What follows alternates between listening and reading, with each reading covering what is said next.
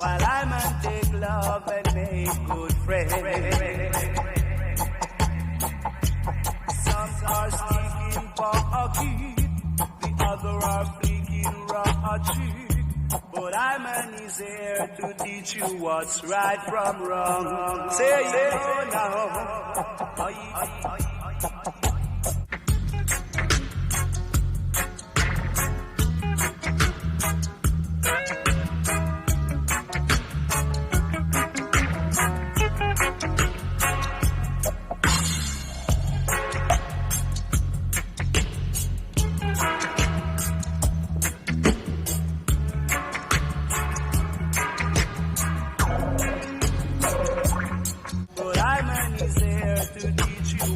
Right from wrong.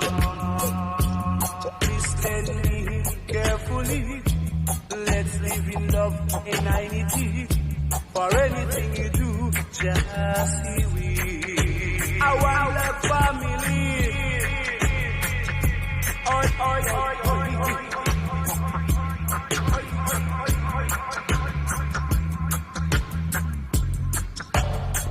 In the book, you say that we're on the verge of a whole new generation and wave of an increase of all of that. We are, and it's been in the news lately. It's called 5G, and it's being planned both on Earth and in space.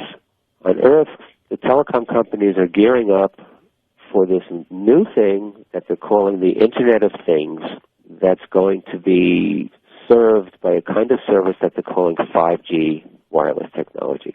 And it's going to be totally different than the kind of cell phones and internet connections that we have now. It's actually going to be phased arrays, which is not in my book, because when I wrote my book, this was not on the drawing board yet.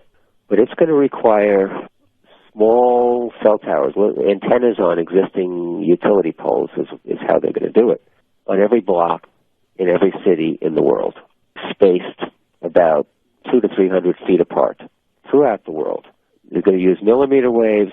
Each cell site is going to have thousands of tiny antennas in it, focusing beams at your cell phone, at your wireless hub in your house. The intensity of radiation that we'll be hit with will increase astronomically. The second thing that's on the drawing board is doing this for satellites in space.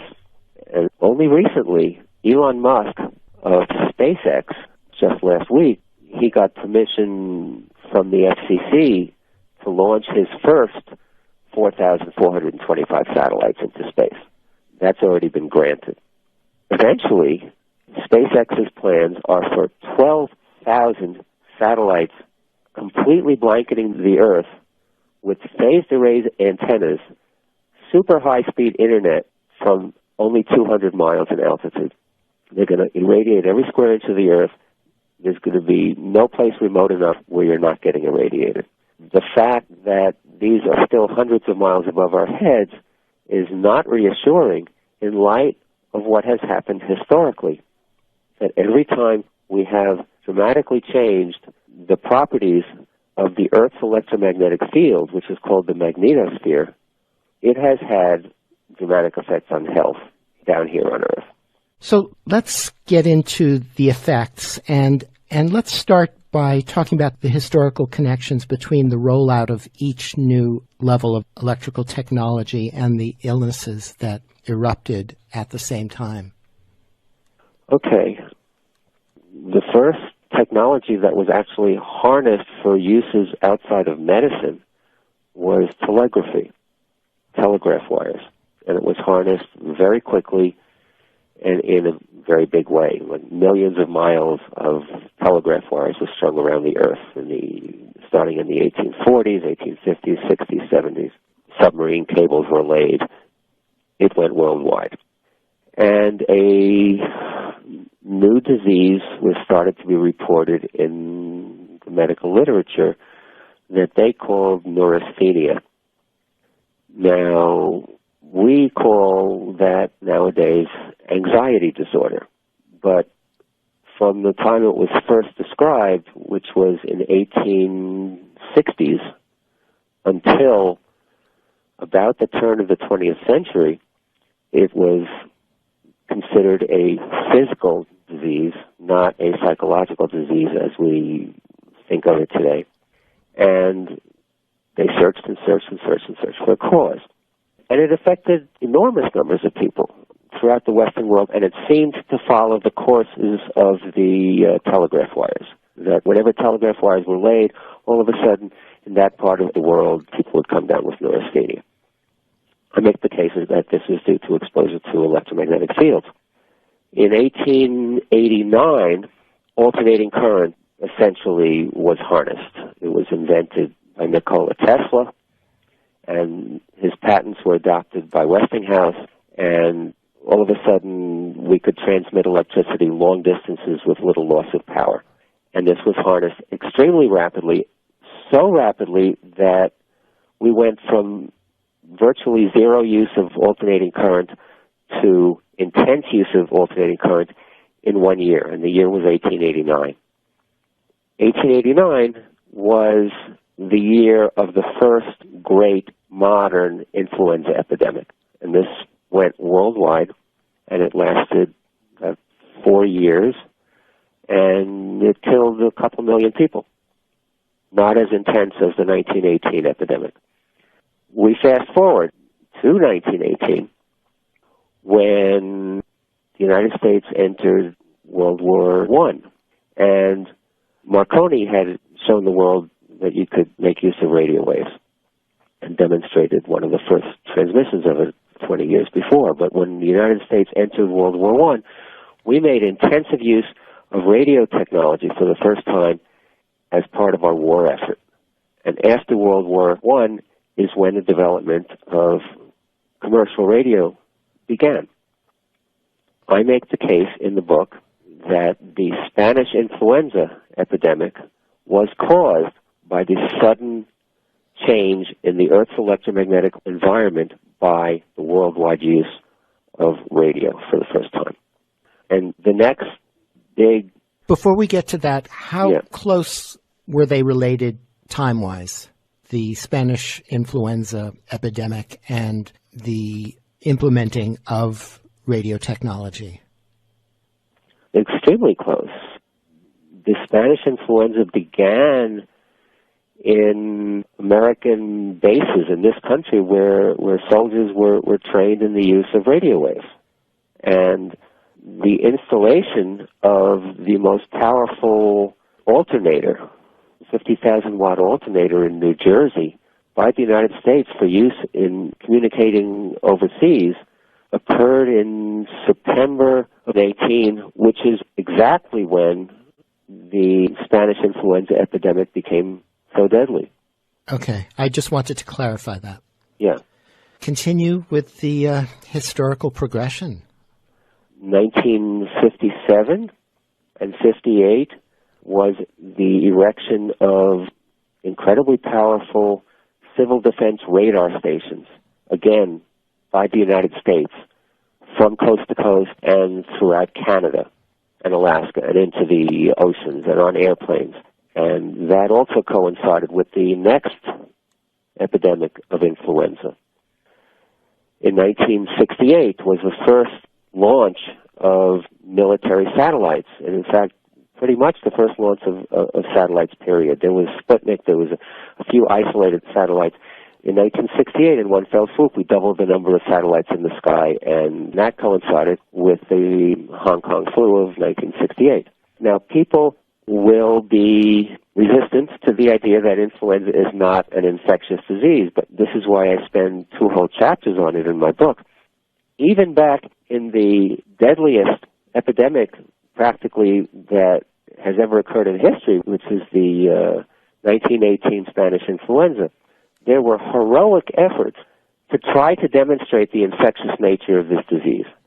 Doctors in various universities recruited hundreds of healthy people and brought them to the bedside of the sickest influenza patients and tried to infect them by collecting secretions and mucus and throat swabbings from very sick people, and had healthy people swallow it, put it in their eyes, put it up their nose, inject people with sick people's blood. They were totally unable to infect a single healthy person with influenza from sick people during the deadliest epidemic this world has ever known.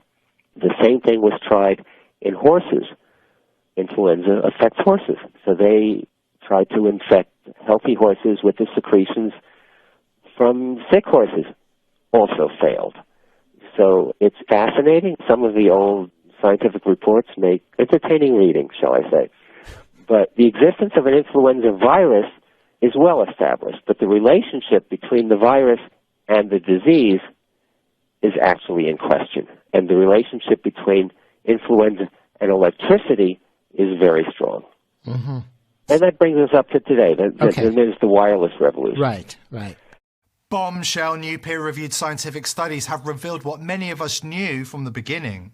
5G radiation is not only connected to the COVID-19 pandemic, it actually induces the body to create new viruses and illnesses, including coronaviruses. And before the mainstream media gets hold of this study and convinces the masses that it's not important, you should know that these are peer-reviewed scientific studies published on the National Institute of Health website. Nearly every conspiracy theory everybody had about COVID turned out to be true. When historians look back on 2022, it will be remembered as the year the globalist elite played their hand and began to lose their grip on power. In the last year, so-called conspiracy theorists have been completely vindicated on a huge range of topics, and mainstream media and fact-checkers have had to sit down and shut up. The mainstream narrative has been completely and utterly destroyed. Let's quickly recap on how the mainstream media treated anybody who questioned the 5G connection to the COVID-19 pandemic. YouTube banned all discussions about 5G potentially affecting COVID-19 victims. Technology, which in the words of Scientific American just 1 year earlier, we have no reason to believe is safe. They published smear pieces against celebrities, including MIA and Woody Harrelson, who expressed concern about 5G technology.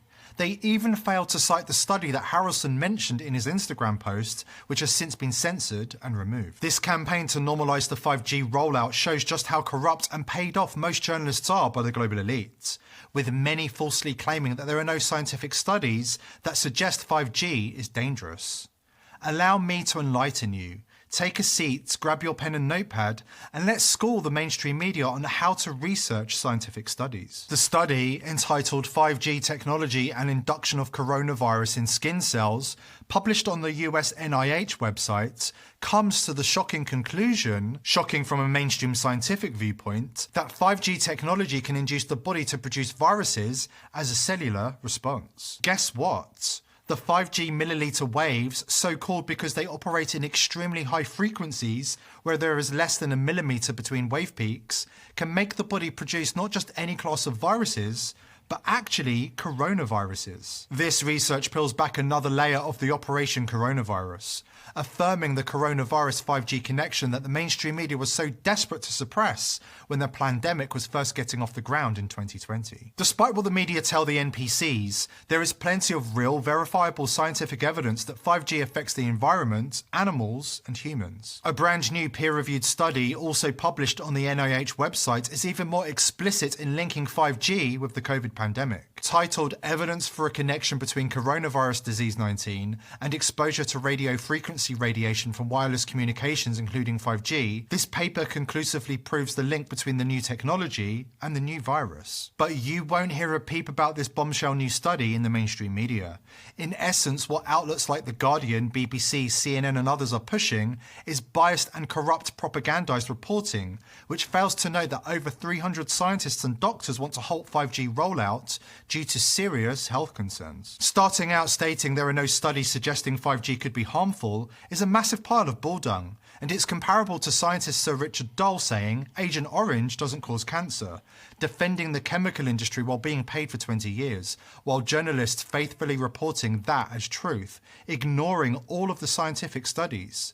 Because science does exist which cites potential dangers, noting that 5G can induce humans to produce viruses. Further studies show that exposure to milliliter waves or electromagnetic frequencies, EMF, significantly affect the behavior and physiology of bees, even reducing their honey production. This is due to bees absorbing the higher frequencies of 5G much more intensely. As a result, the future of agriculture could also be affected if the tech is rolled out.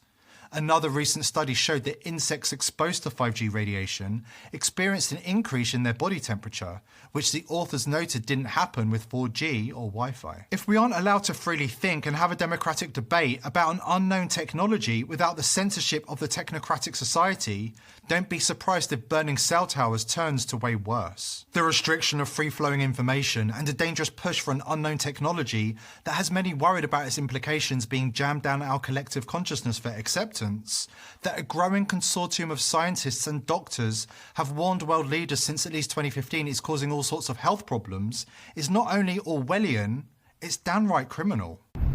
Hey guys, it's commonly called Cliff here.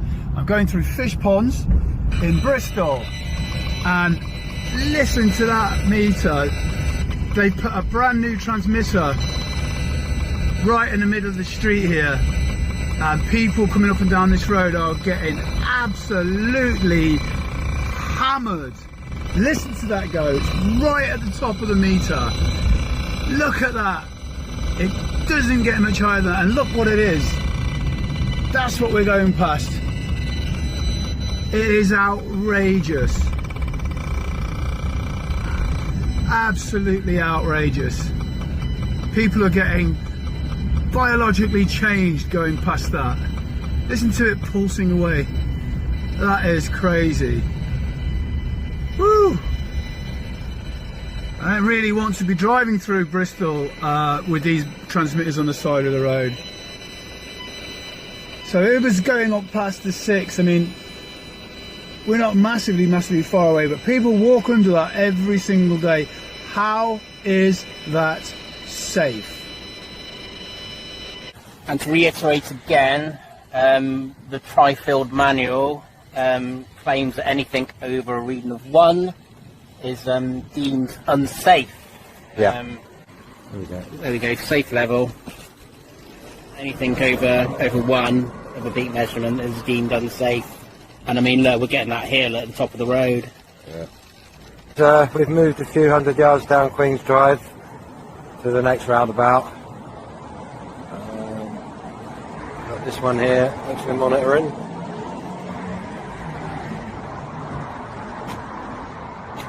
This is right next to this Holy Cross Catholic school. Now we've got to talk about this. We've got kids, very young children in term time going past in and out of the school. It's right outside the... It's right outside the school, yeah.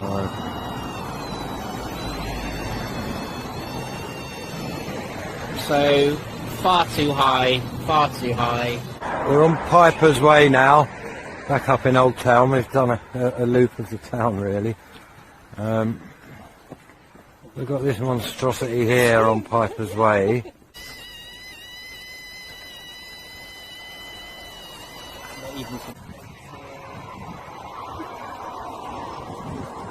This is behind the Marriott Hotel. Right above, what's that shop called? Connell's. What's that, an estate agent? We have got Scale. nothing but scale. Mine's off scale. I mean, this is a really busy junction as well. Yeah. It's all about thousands of cars going past every single day, to and fro from work in rush hour. I mean, as you said, it's the people we're interested in, and it's got nothing but, well, it dropped slightly, but now it's just, it goes beyond the tri-field reach to measure it. In the middle of the town centre, we're behind this building here, called the John Murray Building, very famous building, tallest building in Swindon. There's hundreds of families living in there. It's still off scale, Yeah. Because they only started sticking her up beginning the first lockdown as well. And people complaining of all sorts of things. I've had trouble with my lungs, everything. Really? Yeah. Wow. Yeah, it doesn't surprise us. That sounds like mild radiation sickness to me. Yeah. Right under people's and above people's windows. Below and above. Unbelievable. Check this out. So if you're working in town centre, you're just going about your daily business, Full of scale. you're going to get very. Yeah, we've just been speaking to a resident of the John Murray building, and she was complaining of getting nausea, sicknesses, headaches, yep, and chest problems as well. Yeah. So then she's invited us back to take a reading from her apartment soon. There you go. Swindon Town Centre. Did you take her details or she just got out? Yeah, we got a number, so we're gonna knock on the door sometime. So there you go. Swindon Town Centre. Bathing. Wow. In Jeep. Frightening. Nowhere is safe. This is Swindon Town Football Club, county ground. What we got here, Martin? Very high. Went up to there you go, 13, 16. So you imagine you get some days on a match day, you can have up to on average 8, 9, 10,000 people getting submitted. We were told about this place being quite high because someone took some readings here a while back. Because someone's put a sticker on there saying no 5G. Have they really? Or something along those lines, yeah. Now this is the world-renowned, world-famous Magic Roundabout in Swindon. You've got literally thousands and thousands of cars passing through it every single day. Yeah. And then you've got the people that use the football club. Yeah, we've got the Swindon Football Club. Yeah, and there's the social bar there as well. Yeah. You've got the County Ground Club. Yeah. Nearby. Plenty of pass already.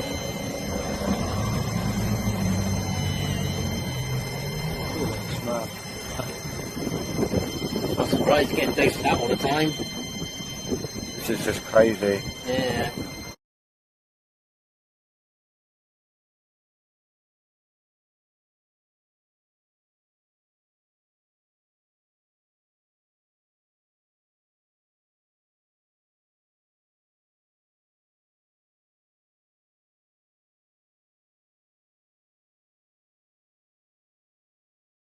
What is not talked about are the health impacts of living and working in the hot environment. Test case, Wuhan, China. The industrial hub of 11 million people became the first 5G city in Asia. On the same October 18, 2019 day as the Gates Foundation sponsored event 201 simulated a coronavirus pandemic killing 65 million people, Wuhan hosted the World Military Games.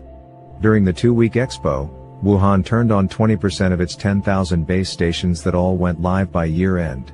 Was it a coincidence that the COVID-19 outbreak occurred in the world's first 5G hotspot city? Or that many of its citizens dropped dead in the street, their brains starved of oxygen, an ailment known as hypoxia or acute mountain sickness? The next outbreak occurred on board the Diamond Princess cruise ship in February. With one person out of 3,700 people on the ship infected with coronavirus when it docked in Japan for quarantine, the shelter-in-cabin order backfired. In 2 weeks, COVID-19 spread like wildfire, infecting 712 people on board, almost 1/5 the total head count. How did that happen? The World Health experts could only venture a guess. Food? HVAC duct systems? What was left out of the probe of the Diamond Princess, however, and 3 of its sister ships, Princess's Cruises was the first cruise line to become a wireless hotspot. Late last year, the 4 ships installed Medallion Net, a dual satellite system using near-Earth orbit and geosynchronous satellites to beam Wi-Fi down to the vessels crossing the vast open space of oceans. The Grand Princess, which docked in Oakland, California, avoided a similar fate. In that case, authorities disembarked the passengers and sent them to quarantine at a nearby military base. The Ruby Princess, which quarantined in Australia, triggered a homicide investigation when 11 of its 250 unwell passengers died in less than a week. The next epicenter in the global pandemic shifted to northern Italy. It, too, like Wuhan, became Europe's first 5G hot zone. Soon, the corona plague killed off the elderly and the weak, with stay-at-home orders and shutting down businesses doing more harm than having any measurable effect of containing the epidemic. In each instance, like New York and Seattle that followed, COVID-19 spread unevenly. The question becomes, why has the world been dealing with a coronavirus outbreak that never behaved like its predecessors before, dating back to the 1960s? And are the long list of unusual ailments, many related to oxygen deprivation, the result of the common cold virus? Or is it something else, something less quantifiable, such as the next permutation of blanketing the world with SpaceX's new 5G Starlink system? Under new scrutiny, the coronavirus cover story begins to break apart like the RNA fragments the PCR tests identify as positive cases. Could the faulty tests be a tool of deception? Do they also pick up the breakages in human cells, known as exosomes, due to amplification of the new wireless systems, as well as the coronavirus? It would explain why predominantly the elderly and people with comorbidities didn't survive the onslaught of the next plateau of irradiating the planet. The global shutdown, enacted by the architects of the pandemic, required misdirection carried out with the skill of a magician, lured the audience into hypnotic focus on a single object as they rolled out their agenda in veils of concealment. Like the lead up to a grand finale, the masters of illusion hooked the audience's attention with one dazzling move after another. First, with the virus breaking out of China, showing people falling dead in the streets and hospitals overrun with bodies. Then, with the worldwide epidemic infecting cruise ships and decimating industries. Next, they imposed fear of the unknown with asymptomatic carriers. At each turn there was a new trick. They sold vaccines made at warp speed as the only solution, the only way to return to normal. They planted more seeds of doubt to keep eyeballs glued on COVID-19 with an endless stream of news bites on wearing masks, social distancing, and the CDC's new twindemic coming this flu season. They weaponized big media, while directing the tech giants to ban, censor, and erase opposing narratives. They controlled the news. They controlled the information. They controlled the people. Take your eye off the magic wand and one can see the coronavirus serving two purposes. First, the architects used it to distract people from discovering the underlying cause of the virus-blamed illnesses. Second, it allowed the rollout of 5G infrastructure on Earth and in the sky. The world had been hoodwinked. Using the shelter-in-place orders as cover, telecom contractors installed 5G equipment and networks in empty schools and offices, while many businesses switched on surveillance spacing and tracking apps, electrifying the environment with non-ionizing radiation. With few eyes on the stealth rollout of 5G in 2020, they erected cell towers camouflaged as trees and cacti, and hidden on lampposts in the suburbs. The architects did all of this and more, neither informing the public about the true nature of their plan nor seeking their consent to being exposed in the greatest biological experiment in human history. The majority of people around the world have little idea they are being doused daily with non-ionizing radiation from space, where they live, and where they travel. Add Wi-Fi, laptops, smartphones and new tracing and spacing apps, and the exposure to millimeter waves have grown exponentially. Soon 5G wireless technology will be everywhere. An omnipresent eye. The end goal of what the World Economic Forum's Klaus Schwab wrote in the Fourth Industrial Revolution report in 2016, aims to transition societies to run on data while being controlled by AI and automation. The on-ramp of smart vehicles, smart homes, smart buildings, smart factories, and smart cities will one day connect consumers, businesses, and industries in the 6G web of Nikola Tesla's digital ether.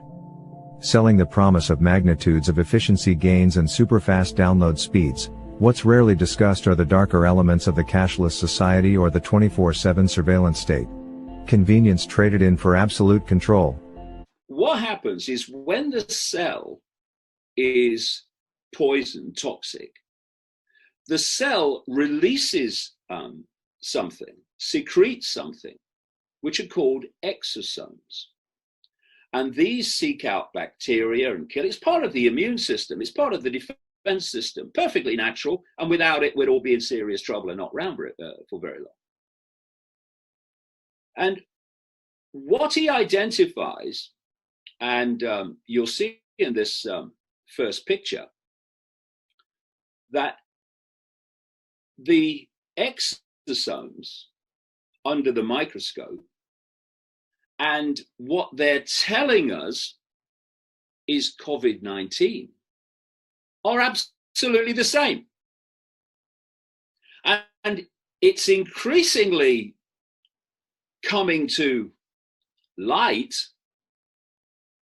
that what they've done is they've turned a natural immune system response the release of these exosomes when a cell is toxic and the body wants to cleanse it. And they've turned it into a, quote, COVID-19 virus, which they say is deadly.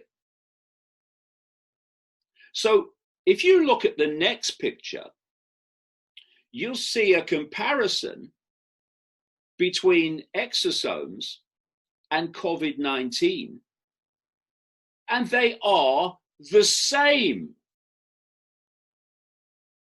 They attach to the same receptors on the cell.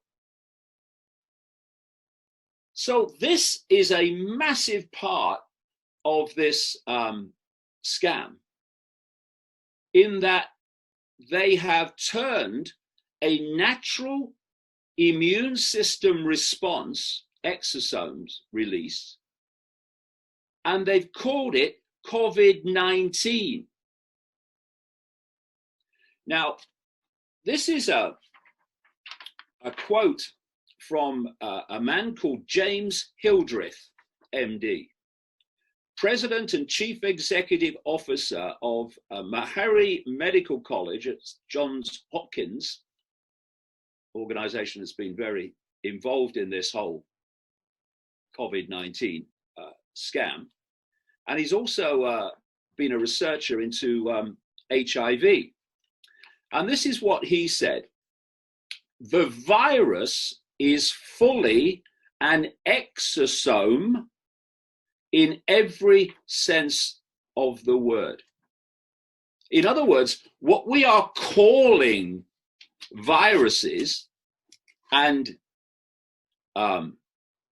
saying that they can be passed on and you can catch them off a work surface or whatever, or door handle,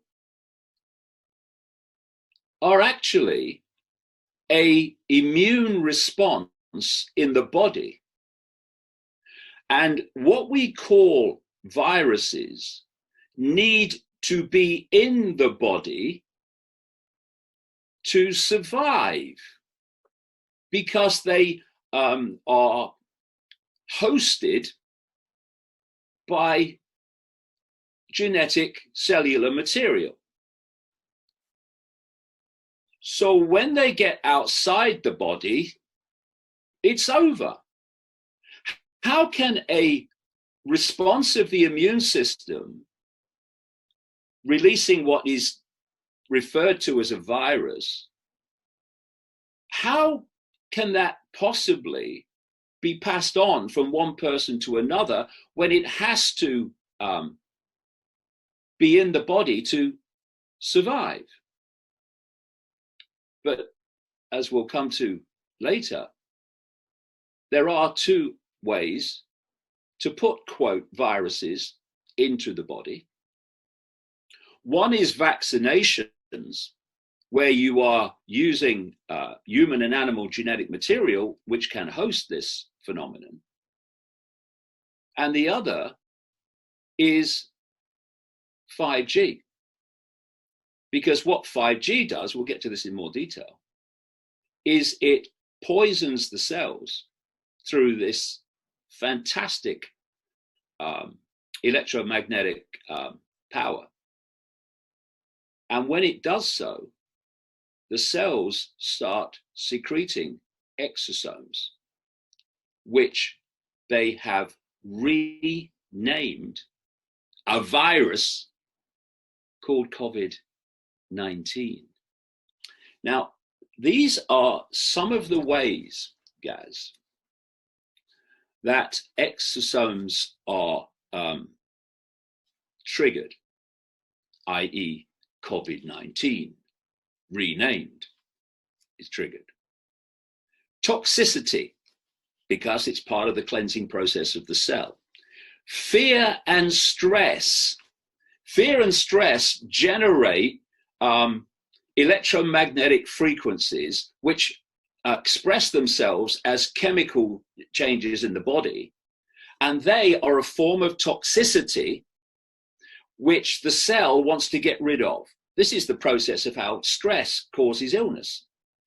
So here we have billions of people around the world under lockdown, under stress, large numbers of them, out of fear of all the virus, and others, all of them, under some form of stress because they're basically under house arrest. And that stress is going to generate toxicity in the cells, which the cells will deal with by releasing exosomes, which this ludicrous test will measure as COVID-19. Some other ways that these exosomes are released: infections of many and various kinds, because again, the immune system is responding to that through release of exosomes. Injury, immune system responses, asthma, disease of many and various kinds, and electromagnetic radiation, which of course is getting more powerful by the day because of the rollout of 5G in the same run-up period to this virus appearing. You can implant diseases into people through vaccinations because you're actually going straight into the body from genetic material to genetic material. And of course, you know, in my books over the years, I have quoted insiders of this global cult that's behind this, the cult that has no borders, saying that what they're doing is vaccinating diseases into people this way. And another thing that happened before the outbreak of Spanish flu, which of course killed vast numbers of people, well in excess of, vastly in excess of what is being claimed now, was that intensive radar was introduced. And what happens is, because the body is an electromagnetic phenomenon and an electrical phenomenon, when you introduce to the body these technologically generated electromagnetic fields, it disrupts the balance of the body's electromagnetic field, and that plays out in various types of disease, disharmony in the field, both psychological and what we call physical. And Spanish flu, where did it begin? It began in military bases in the United States. And then as this intensive radar was played out across the world, Spanish flu followed it. And of course, you've got the vaccine in the background as well. And those two combinations will absolutely create a global pandemic if the right stuff is in the vaccine. So then we've had Asian flu, big global, quote, epidemic in the 1950s. That followed another upgrading of the power and impact of technological radiation. And then we had Hong Kong flu in the 1960s, which again followed putting satellites up, firing electromagnetic fields at the Earth. And this is the quote that I've just picked up from across the way. This is a quote by a guy called Arthur Furstenberg, who's a scientist, journalist, and the author of a book, The Invisible Rainbow, A History of Electricity and Life. Now, this is what he said in 2018. This is before, obviously, this virus hysteria, and before the introduction of 5G. every time we have dramatically changed the properties of the Earth's magnetic field with technological radiation, it had dramatic effects on health down here on Earth. And in 2019, up to the, quote, outbreak of this COVID-19, we had the introduction of 5G rolling out to more and more places. And where was it massively introduced? Ahead almost of anywhere. China.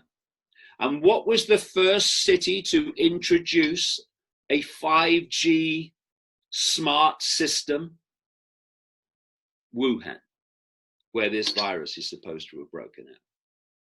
So you generate 5G, which is 100 times more powerful, thus destructive, than even the stuff we've had before. And that creates an immune response which produces these exosomes. You then test people who've gone ill after the switch on of 5G. And we all said, those of us with half a brain on active duty, that this 5G introduction is going to have massive impacts on health. Scientists and doctors in large numbers warned that human health and psychology was going to be affected by 5G badly, possibly catastrophically. And they called for it to stop. Of course, ignored, because the cult, I'm going to come to this later, the cult is creating an electromagnetic bubble around the Earth, what I've been calling for the best part of 30 years, the technological sub-reality, for which there are massive implications for human freedom and even human thought. So you have this situation whereby the 5G is switched on and this kicks off. Another thing that 5G does, it does tremendous damage to the human immune system. And of course, the human immune system is going to respond by releasing these exosomes. The deep state and shadow government will stop at nothing. We are at a crossroads for humanity. We have an awesome responsibility to expose the lies and crimes and to reveal the truth. Freedom? It's up to us. Many people are now starting to question whether this virus exists at all. But a Freedom of Information request can now confirm that it does not appear to exist. So people are right to question whether this virus actually exists. But we now, in Europe for the first time, have the scientific proof that it does not exist. And this is thanks to a Department of Health letter that has been received following a request by a citizen in the UK, which he actually had to appeal. But he requested the Department of Health and Social Care in the United Kingdom to give him scientific proof of the existence of a virus called SARS-CoV-2. And they confirmed, and I will read it now to you, that the Department of Health and Social Care does not hold any information on the isolation of a SARS-CoV-2 virus. In other words, it does not exist. And be in absolutely no doubt that this criminal mafia organisation behind me, NEFIT, will neither be able to prove that this virus exists. This follows what the CDC admitted to recently, the Centre for Disease Control in the United States, who admitted that they have not isolated in a human being the SARS-CoV-2 virus. So we can now safely say that there is no virus, and therefore This is fraud. This is deception. This is criminality of the highest order. Why has the data not been shared? No, they didn't isolate the virus. That's the issue. What about live animal samples? It doesn't tell you anything if they only test positive. I do not suspect it's coming from what we originally saw.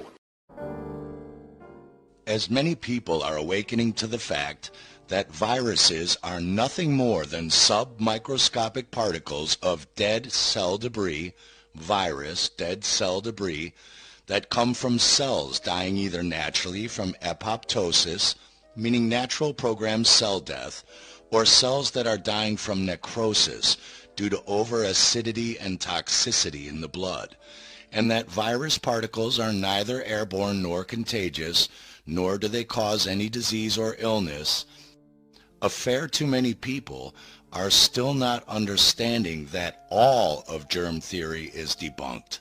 This includes bacteria, fungus, and mold. There are no such thing as contagious bacterial infections any more than there are contagious viruses.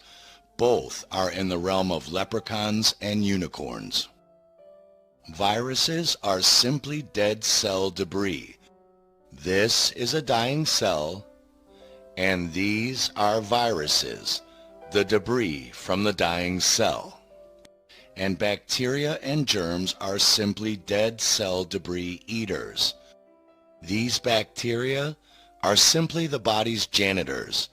Their job is to eat and remove this dying cell's viral debris and transmute that debris into fuel and energy without photosynthesis. As we've pointed out in several previous films, Dr. Fraser of Canada and Dr. Powell of California have experimented with billions of germs of all varieties. That includes all known bacterial forms, but have been unable to produce a single disease by the introduction of germs into human subjects. Dr. Waite tried the same for years to prove the germ theory, but he too could not do so. Dr. Cowan is correct when he states that no one has ever caused any disease in any person or animal by introducing into them just a pure isolated bacteria or virus, ever.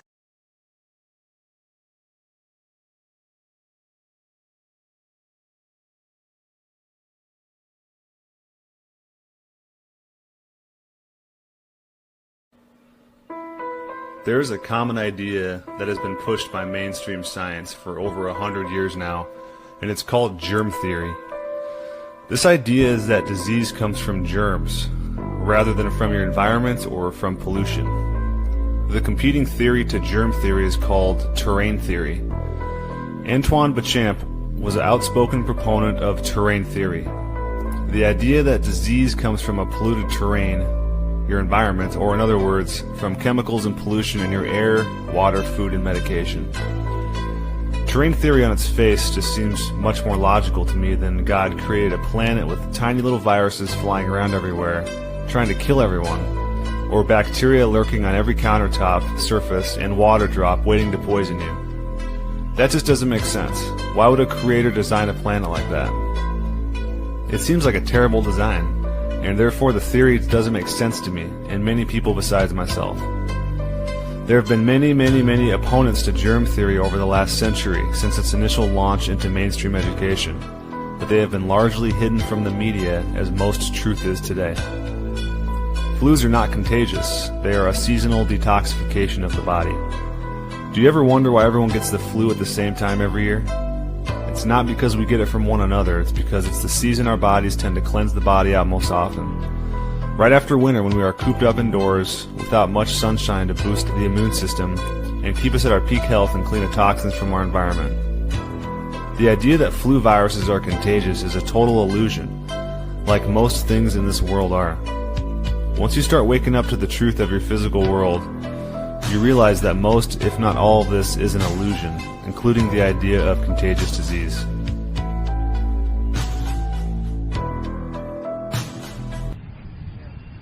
And when you have no bacteria and no fungus or no parasites to do that, your body uses virus.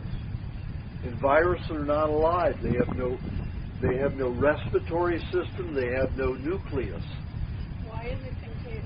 It isn't contagious. Okay, why the kids at the school and everybody's all of a sudden got coughing and there's 9,000 kids that are sick? You know what I'm saying? They say the flu. Because it's seasonal. Seasonal.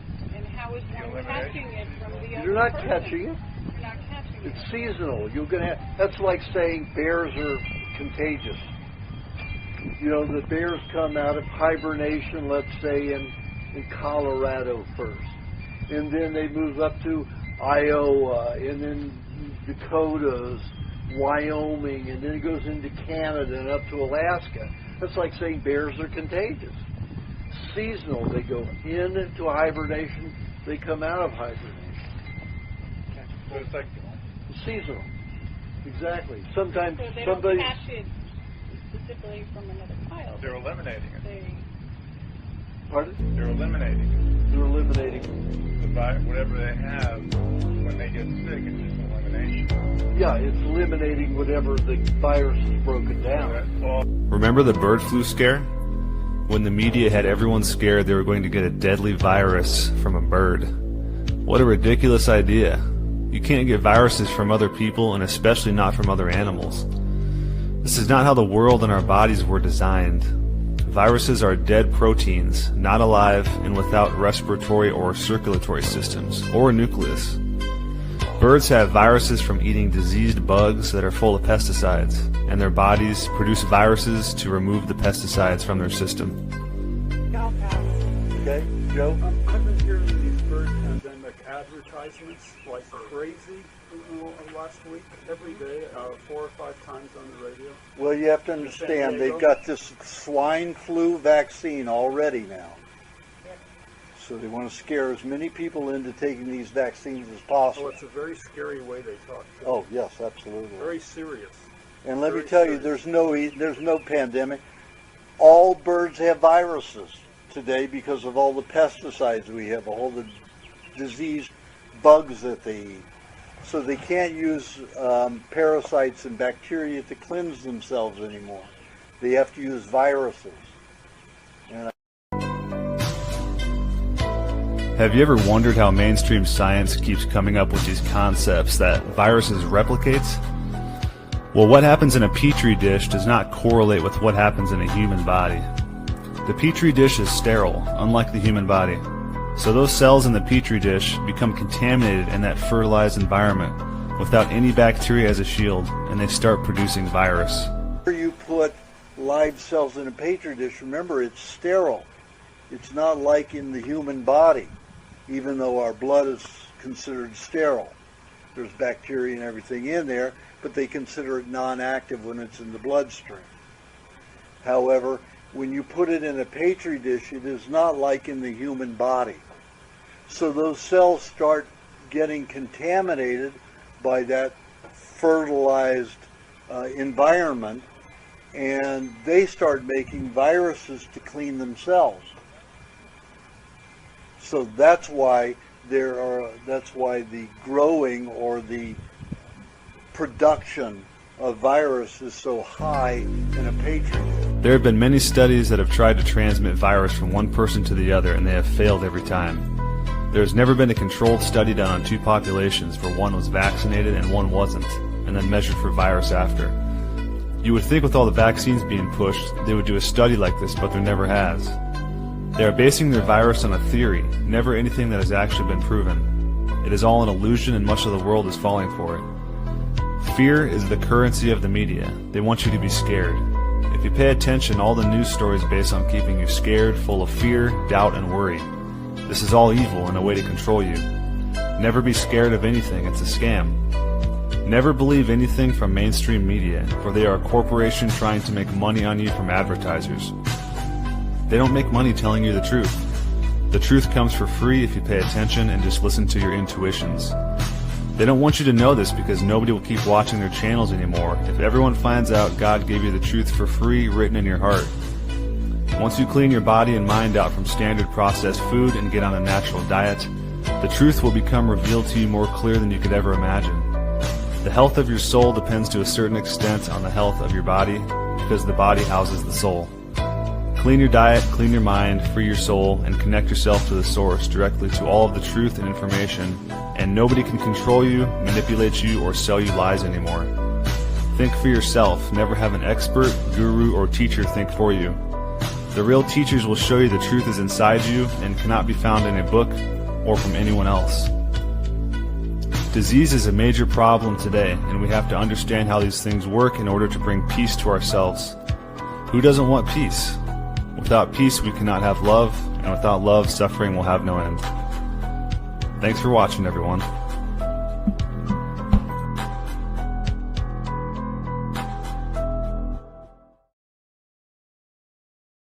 Medical doctors are working on the germ theory of disease, but the germ theory is already weakening and is due to be thrown aside. Dr. Fraser of Canada and Dr. Powell of California have experimented with billions of germs of all varieties, but they have been unable to produce a single disease by the introduction of germs into human subjects. Dr. Waite tried for years to prove the germ theory, but he could not do so. During the World War, an experiment was conducted at Gallops Island, Massachusetts, in which millions of influenza germs were injected into over 100 men at the government hospital, and no one got the flu. Germs are scavengers. And that's from Principles and Practice of Naturopathy, E.W. Cordingley, MD, ND, AM. We said before that so-called germs are ubiquitous. They are ever present in many varying forms in both healthy and sick people. These microbes kick in to what modern scientists call pathogens when the media is toxic and conducive to cleanup. When you enter into a healing crisis and your body is throwing off toxins, these germs appear out of your very substance to help eliminate, process and break down these toxins. Germs have absolutely no causal relationship to disease, but germs do appear to help you clean out because, quite simply, your disease is your cure. Dr. William P. Trebing, Goodbye Germ Theory, page 154. Viruses are simply the excretions of a toxic cell. Viruses are pieces of DNA or RNA with a few other proteins. They butt out from the cell. They happen when the cell is poisoned. They are not the cause of anything. Thomas Cowan, MD, on Rudolf Steiner's Insights. The entire fabric of germ theory of disease rests upon assumptions which not only have not been proved, but are which incapable of proof, and many of them can be proved to be the reverse of truth. The basic one of unproven assumptions, wholly due to Pasteur, is the hypothesis that all the so-called infections and contagious disorders are caused by germs. And that was M.L. Levison, MD. If the germ theory were true, no one would be alive to believe it.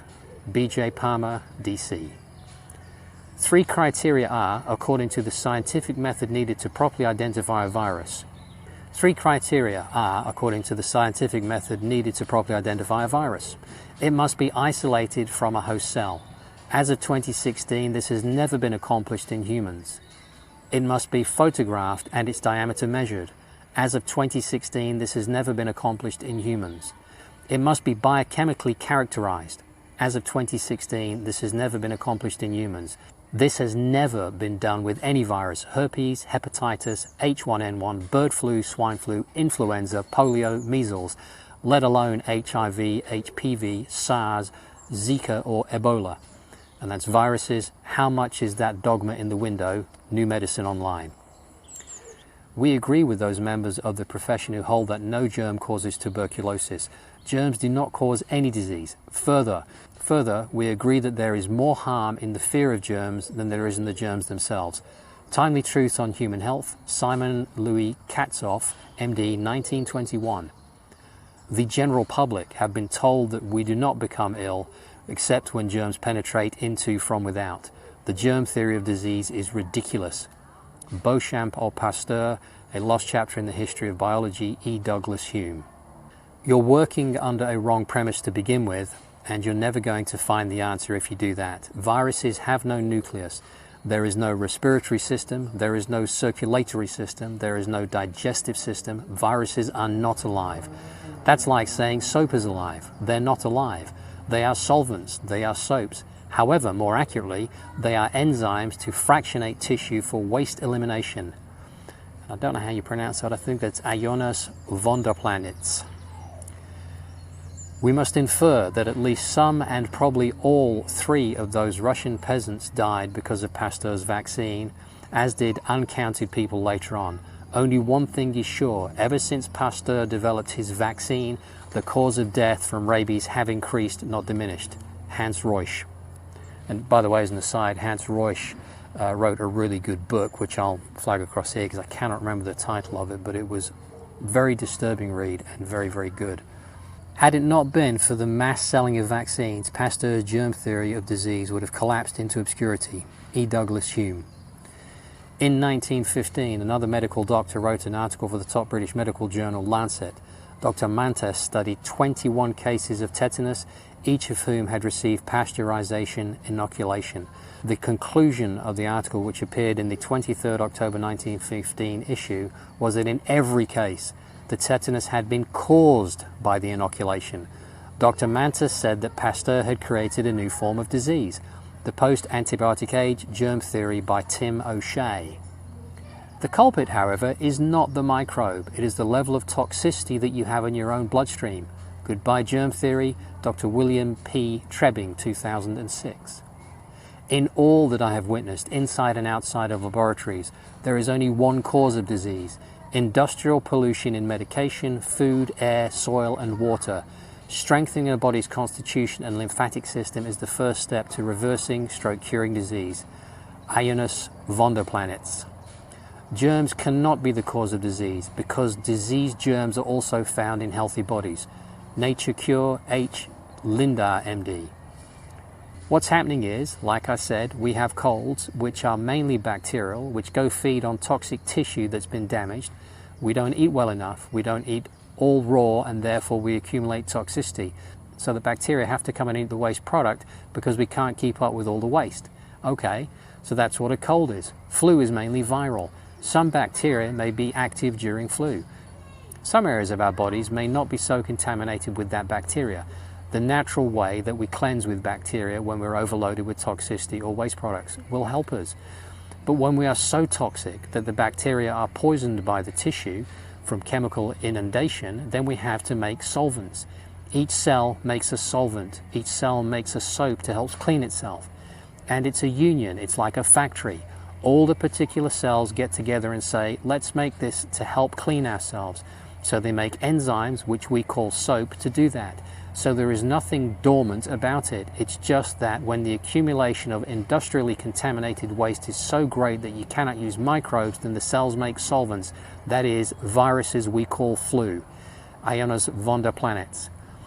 Any kind of flu is the same thing. When the climate and the temperature are right, certain tissue will cleanse.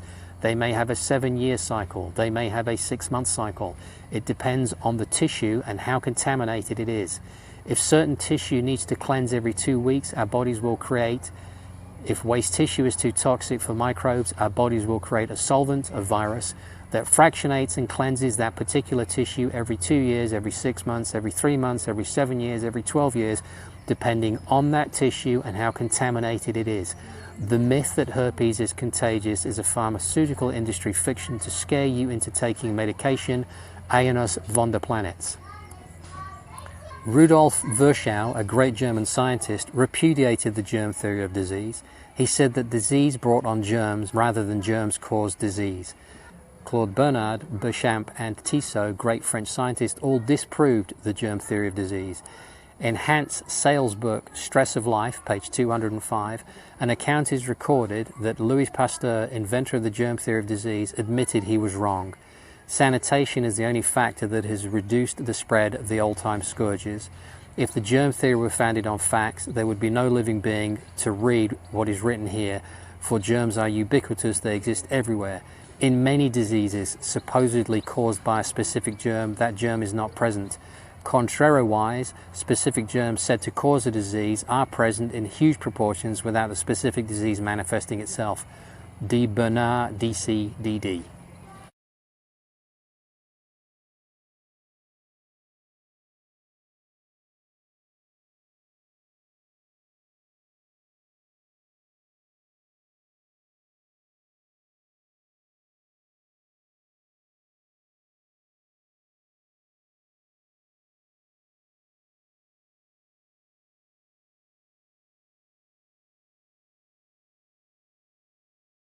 Around the same time that John D. Rockefeller seized U.S. media, he also hijacked U.S. medicine. When it was discovered that drugs could be produced from petroleum, America's top oil mogul ordered his army of propagandists to invert reality accordingly. Medicines used for thousands of years were suddenly classified as alternative, while the new, petroleum-based, highly addictive, and patentable drugs were declared the gold standard. After buying a German pharmaceutical company that manufactured chemicals of war for Adolf Hitler, Rockefeller leveraged his political influence by pressing Congress to declare natural healing modalities unscientific quackery. Rockefeller then took control of the American Medical Association and began offering massive grants to top medical schools under the mandate that only his approved curriculum be taught. Any mention of the healing powers of herbs, plants, and diet was erased from most medical textbooks. Doctors and professors who objected to Rockefeller's plan were crucified by the media, removed from the AMA, and stripped of their license to teach and practice medicine. Those who dared to speak out were arrested and jailed. When evidence began to emerge that petroleum-based medicines were causing cancer, Mr. Rockefeller founded the American Cancer Society, through which he suppressed that information. John D. Rockefeller is duly credited as the founder of the pharmaceutical industry, and the reason that medical error is currently the third leading cause of death in America. This is not an indictment against doctors. More than anyone, they are under the stranglehold of the single largest lobbying power in Washington. Every year, the pharmaceutical industry spends at least twice the amount as big oil to influence laws, policies, and public perception. Thanks to Mr. Rockefeller, the architect of American monopolies, no industry has more power over our lives than Big Pharma. I think it's interesting that some doctors were talking about the dangers and the craziness of vaccines more than 100 years ago. And yet, in current times, it seems to be there's very few doctors that talk about such things. And I think that falls into the category that the risk or danger to knowledge isn't ignorance. It's incorrect knowledge. In other words, being taught the wrong thing. And of course, that's what we see happening today. I just want to read you some things I found for you to have a ponder on and have a think about. Vaccination is a monstrosity, a misbegotten offspring of error and ignorance, and, being such, it should have no place in either hygiene or medicine. Believe not in vaccination. It is a worldwide delusion, an unscientific practice, a fatal superstition with consequences measured today by tears and sorrow without end. Carlo Ruta, professor of Materia Medica at the University of Perugia, I think that is, in Italy, 1896. Dr. Charles Creighton, or Crichton, Creighton, in 1884, after his full investigation of inoculations said, "Vaccination constitutes a gross superstition." My honest opinion is that vaccination is the cause of more disease and suffering than I could name. Dr. Harry R. Baby. In 1909, New York Press, January 26, publishes a report by W.B. Clark which states, "Cancer was practically unknown until cowpox vaccination began to be introduced. I have seen 200 cases of cancer, and I never saw a case of cancer in an unvaccinated person. Scientific evidence begins to mount that where human lymph is employed in a vaccine, syphilis, leprosy, and TB soon follow. Where calf lymph is employed in the creation of vaccine, TB and cancer soon follow." It is now 30 years since I have been confining myself to the treatment of chronic diseases. During those 30 years, I have run against so many histories of little children who have never seen a sick day until they were vaccinated, and who, in the several years that have followed, have never seen a well day since. I couldn't put my finger on the disease they have. They just weren't strong. Their resistance was gone. They were perfectly well before they were vaccinated. They have never been well since. Dr. William Howard Hay, MD, addressing the Medical Freedom Society, June 25th, 1937. So I just want you to have a ponder on that one, because everything we're seeing right now that's going on hinges around people believing in germ theory instead of knowing that that is a complete fallacy, a fairy story, a myth. And this has been known by the powers that shouldn't be for hundreds of years, and yet continually is rolled out so that those who are ignorant of the information can be manipulated, coerced, and controlled.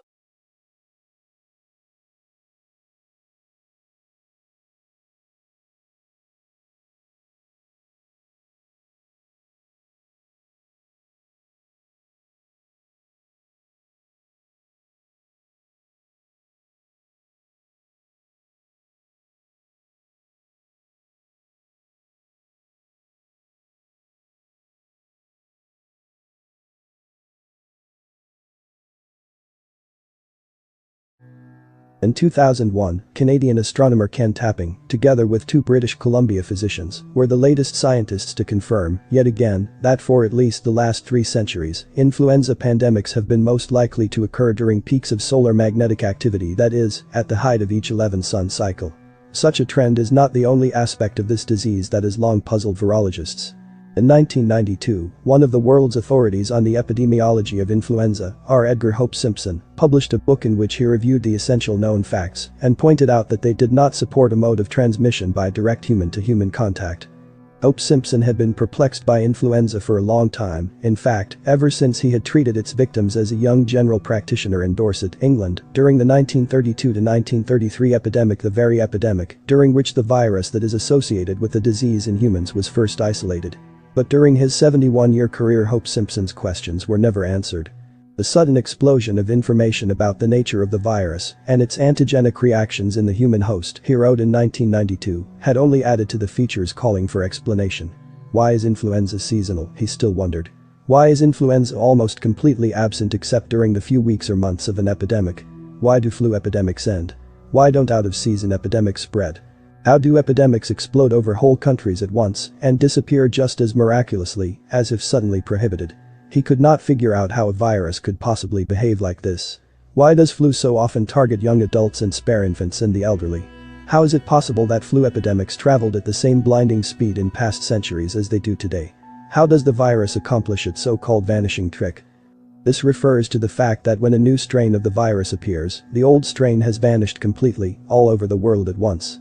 He listed 21 separate facts about influenza that seemed to defy explanation if one assumed that it was spread by direct contact. He finally revived a theory that was first put forward by Richard Shope, the researcher who isolated the first flu virus in pigs in 1931, and who also did not believe that the explosive nature of many outbreaks could be explained by direct contagion. Shope proposed that the flu is not in fact spread from person to person in the normal way, but that it instead remains latent in human or swine carriers who are scattered in large numbers throughout their communities until the virus is reactivated by an environmental trigger of some sort. Hope Simpson further proposed that the trigger is connected to seasonal variations in solar radiation and that it may be electromagnetic in nature, as a good many of his predecessors during the previous 2 centuries had suggested. When Hope Simpson was young and beginning his practice in Dorset, a Danish physician named Johannes Migge, at the end of a long and distinguished career, had just published a monograph in which he too showed that influenza pandemics tended to occur during years of maximum solar activity, and further that the yearly number of cases of flu in Denmark rose and fell with the number of sunspots. In an era in which epidemiology was becoming nothing more than a search for microbes, Migge admitted, and knew already from hard experience, that he who dances out of line risks having his feet stomped on. But he was certain that influenza had something to do with electricity, and he had come to this conviction from personal experience. In 1904 and 1905, Migge had kept a careful diary of his health for 9 months, and he later compared it to records of the electrical potential of the atmosphere, which he had recorded 3 times a day for 10 years as part of another project. It turned out that his incapacitating migraine-like headaches, which he had always known were connected to changes in the weather, almost always fell on the day of, or one day before, a sudden severe rise or drop in the value of the atmospheric voltage. But headaches were not the only effects. On the days of such electrical turmoil, almost without exception, his sleep was broken and unrestful, and he was bothered with dizziness, irritable mood, a feeling of confusion, buzzing sensations in his head, pressure in his chest, and an irregular heartbeat, and sometimes, he wrote, my condition had the character of a threatening influenza attack, which in every case was not essentially different from the onset of an actual attack of that illness. In 1836, Heinrich Schweik observed that all physiological processes produce electricity and proposed that an electrical disturbance of the atmosphere may prevent the body from discharging it. He repeated the then common belief that the accumulation of electricity within the body causes the symptoms of influenza. No one has yet disproven this. It is of interest that between 1645 and 1715, a period astronomers call the Maunder minimum, when the sun was so quiet that virtually no sunspots were to be seen, and no auroras graced polar nights, during which, according to native Canadian tradition, the people were deserted by the lights from the sky, there were also no worldwide pandemics of flu. In 1715, sunspots reappeared suddenly after a lifetime's absence. In 1716, the famous English astronomer Sir Edmund Halley, at 60 years of age, published a dramatic description of the northern lights. It was the first time he had ever seen them. But the sun was still not fully active. As though it had woken up after a long sleep, it stretched its legs, yawned, and lay down again, after displaying only half the number of sunspots that it shows us today at the peak of each 11-year solar cycle. It wasn't until 1727 that the sunspot number surpassed 100 for the first time in over a century. And in 1728 influenza arrived in waves over the surface of the earth, the first flu pandemic in almost 150 years. More universal and enduring than any in previously recorded history, that epidemic appeared on every continent, became more violent in 1732, and by some reports lasted until 1738, the peak of the next solar cycle. John Huxham, who practiced medicine in Plymouth, England, wrote in 1733 that scarce anyone had escaped it. He added that there was a madness among dogs, the horses were seized with the catarrh before mankind, and a gentleman averred to me that some birds, particularly the sparrows, left the place where he was during the sickness. An observer in Edinburgh reported that some people had fevers for 60 continuous days, and that others, not sick, died suddenly. By one estimate, some 2 million people worldwide perished in that pandemic. Now I want to tell you something else about bacteria and viruses. I want you to picture this. In your city, the garbage collectors have just gone on strike. So you have had no pickup for your garbage in, say, 3 weeks. Well, your garbage can is overflowing, and what is happening is that you're collecting mice and rats and flies and all sorts of other vermin and insects because they feed on the rotting garbage. So it is rotting garbage that attracts the vermin that clean it up. If we didn't have those kinds of animals to clean up the mess and vultures to clean up the dead animals in the road, the world would be overrun with the carcasses of dead animals and all sorts of garbage. So these vermin are very important to clean up the dead and dying tissue. But let me ask you, if you see a dead animal in the road, did it attract the vulture or did the vulture attract the dead animal? Well, obviously, the dead animal attracted the vulture, the cleanup crew. It's the same way. It's the rotting garbage, the dead and dying tissue in the rotting garbage, meat and other things, that attracts the cleanup crew. And it attracts the rats and the mice and the insects. So think about this. It is the rotting tissue that attracts the cleanup crew, not the other way around. So we have all these things to clean up the earth. Well, God has given us a cleanup system for our body as well.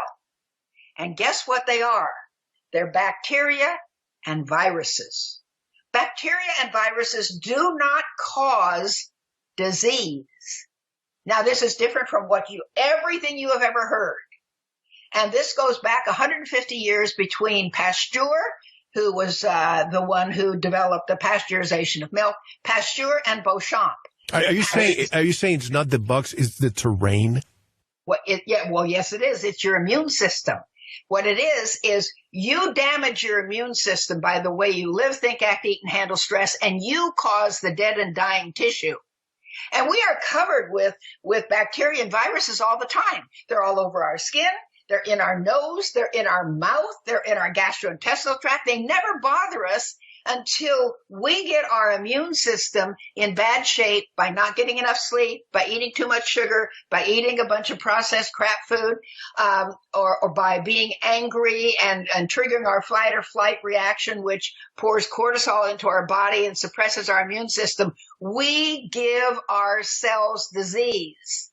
And it's the bacteria and viruses that come in to clean up the mess. They are the cleanup crew, just like the rats and the other vermin and the vultures that clean up the dead tissue.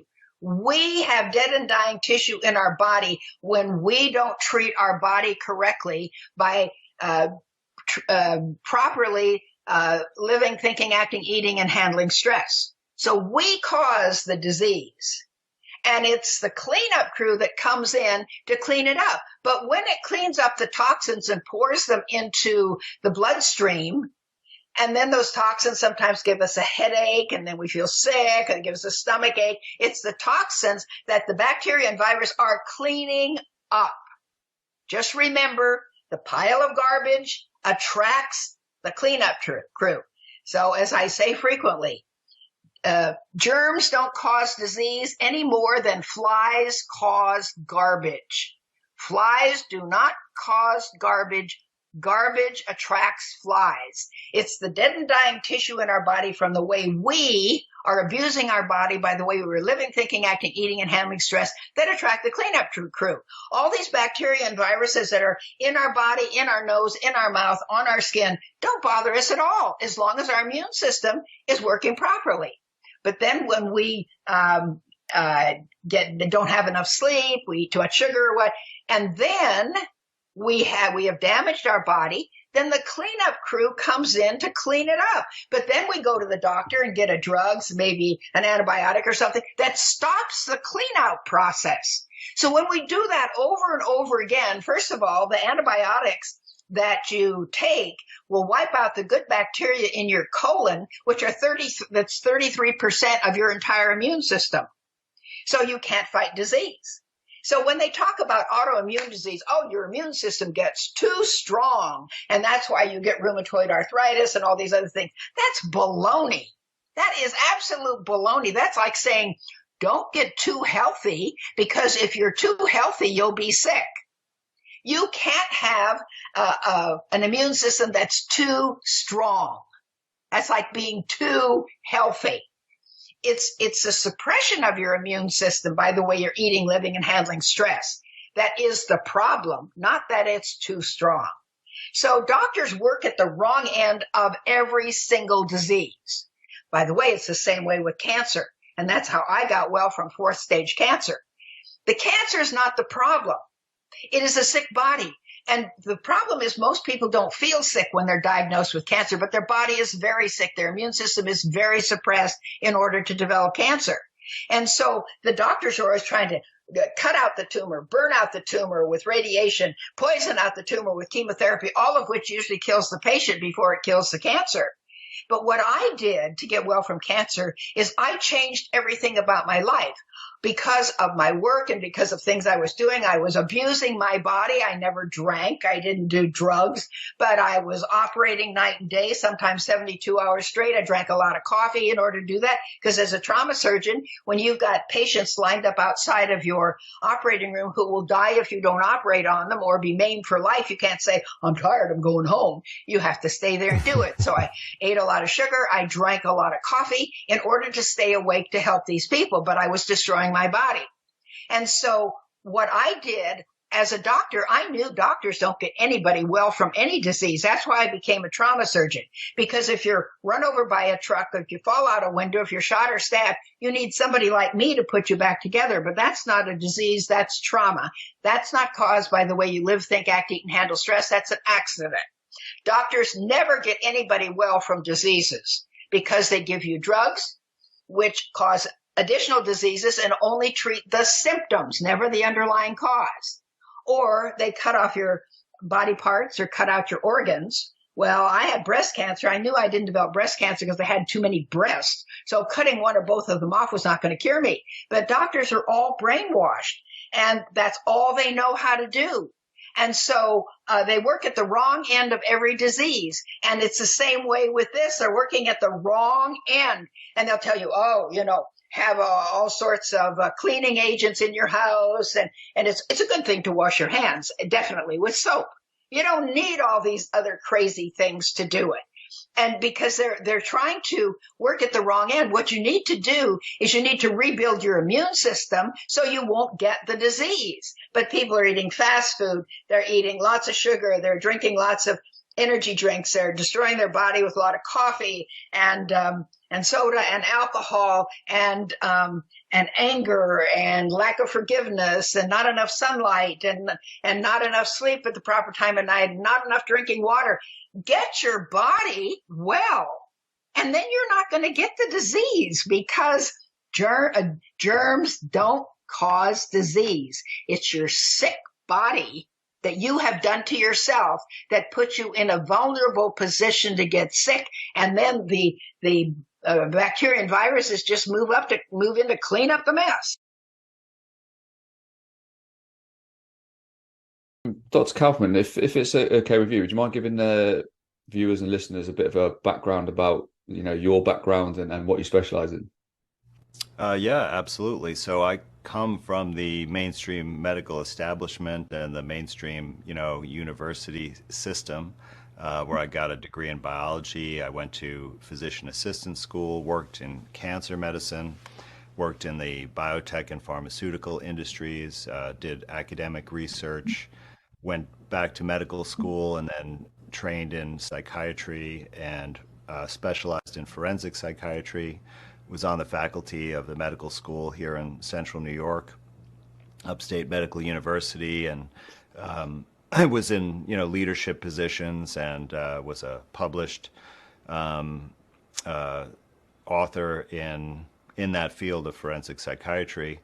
And that's when I began realizing, well, really it occurred much earlier in my career when I was in cancer medicine, that the allopathic or mainstream remedies were not helping and actually were making people sicker or keeping them sick unnecessarily.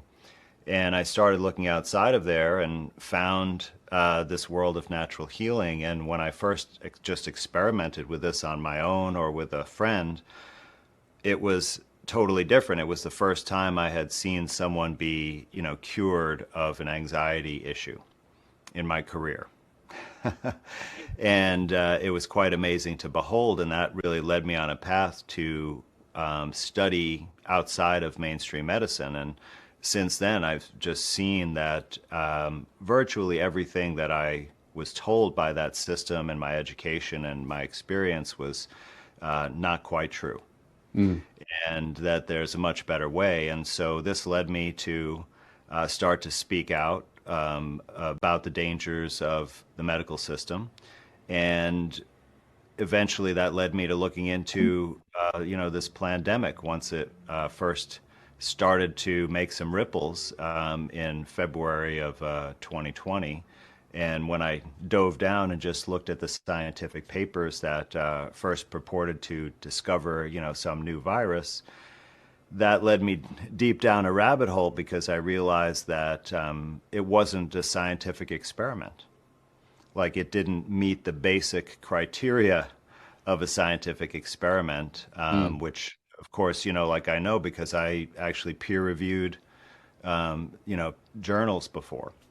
And at first I was unsure of myself, but after thinking about it a bit and talking to some other folks and bouncing it off them, I realized that there was really no evidentiary basis for germ theory, ultimately. And of course, this has made me a controversial figure, but the only thing I'm really interested in is finding out the truth about how nature works and how we can cooperate with nature to bring about amazing health results. Yeah, absolutely. And I mean, when you say like germ theory, we're talking about the ability to pass germs on from one person or a being to another being, and then that person then being infected with that same illness. Right. And from a lot of the research that debunks germ theory is that doesn't actually take place. It's not actually a viral transfer, is it, that actually goes on? Well, yeah, so you're, talking about contagion, of course, and that is, what we're told, that we can pass these illnesses from one to another by transmitting some kind of microorganism, right? That's what the germ part is: a bacteria, a fungus, a parasite, a virus, right? All of those things. And most of those things are actually real things, with the exception of viruses. But whenever there's been an experiment trying to pass an illness that's said to be part of this mechanism, like the Spanish flu or herpes or chickenpox or many, many others that have been tried, they were not able to transfer the disease. Not in any cases, in humans, in animals, every study that's been done. And of course, that didn't stop them. They resorted to ridiculous, unscientific experiments to try to transmit disease, like injecting rotting flesh directly into the brain or spinal cord of an animal, things like that. But whenever it's been looked at in a scientific study, a natural contagion, they've never ever been able to confirm it. So it's just simply, there's no evidence that that's the way things work. And we have a perception, because we've been told that as an absolute truth, our whole lives. But whenever it's been tested, it's been shown to be completely false. Yep. And just like Dawn and David said in the previous podcast, there's absolutely no evidence whatsoever, and no one can produce any of like germs being passed from one thing to the other, or germs causing an actual disease. Which to me makes perfect sense, especially when you think of it on an energetic level. But just going back to what you were saying about chickenpox, for example, because that's always like the one thing that especially parents will hit up on straight away. It's like, wow, what about chickenpox? Then you take a kid to a party and loads of them get sick. Like, what's the reality behind those kind of experiences? Well, it's difficult to say for every single, condition what exactly is going on, because the research in the last century, which has been funded by governments and, pharmaceutical industry, has been 100% geared towards germ theory. Yeah. So there are, studies outside of that, and we can look at a lot of things. But chickenpox is a very interesting thing to look at, because if you go back in history, you'll see that there are many, many skin diseases with pox that have been described. And in many or almost all of these descriptions, because, this was originally described before they even had microscopes. So they still do this in medicine today. They define illnesses around sets of symptoms or findings. But the thing is that those same findings are present in 10, 15, 20, 25 different conditions. And you can see that smallpox, monkeypox, chickenpox, and many other eruptions on the skin that cause vesicles or blisters, right, or pox, whatever we want to call them, they are caused by many, many different ailments, including many different types of toxins, environmental toxins, chemical toxins. And so when we talk about chickenpox, we don't really even, know that it's a distinct entity from those other things, because the only way that they say it's distinct is through doing a test that's never been validated for, a virus that doesn't exist. Okay, but there are mechanisms that we can appear to be ill at the same time, and we may even transfer certain things. Like in social psychology, there's a social contagion as a field of research, right? And we know that things like laughter, yawning, even vomiting, right, can pass in a group from one individual to the other, right? But there's no even hypothesis that germs are involved in that. We know that women who spend a lot of time together and are close, that their menstrual cycles synchronize, and no one thinks that that's due to germs. And then we all get colds and flu at the same time of year, because that's a natural cycle. And just like when the leaves fall off the trees at a certain time of year, that's our time to shed our leaves, right? Which is really the lining of our airways. And leaves actually are the airways of plants, because that's where the CO2 comes in, which is their food source, and that oxygen comes out, which is necessary for our well-being. And so when we have our airways basically are shedding and purifying, that's what colds and flu most likely are.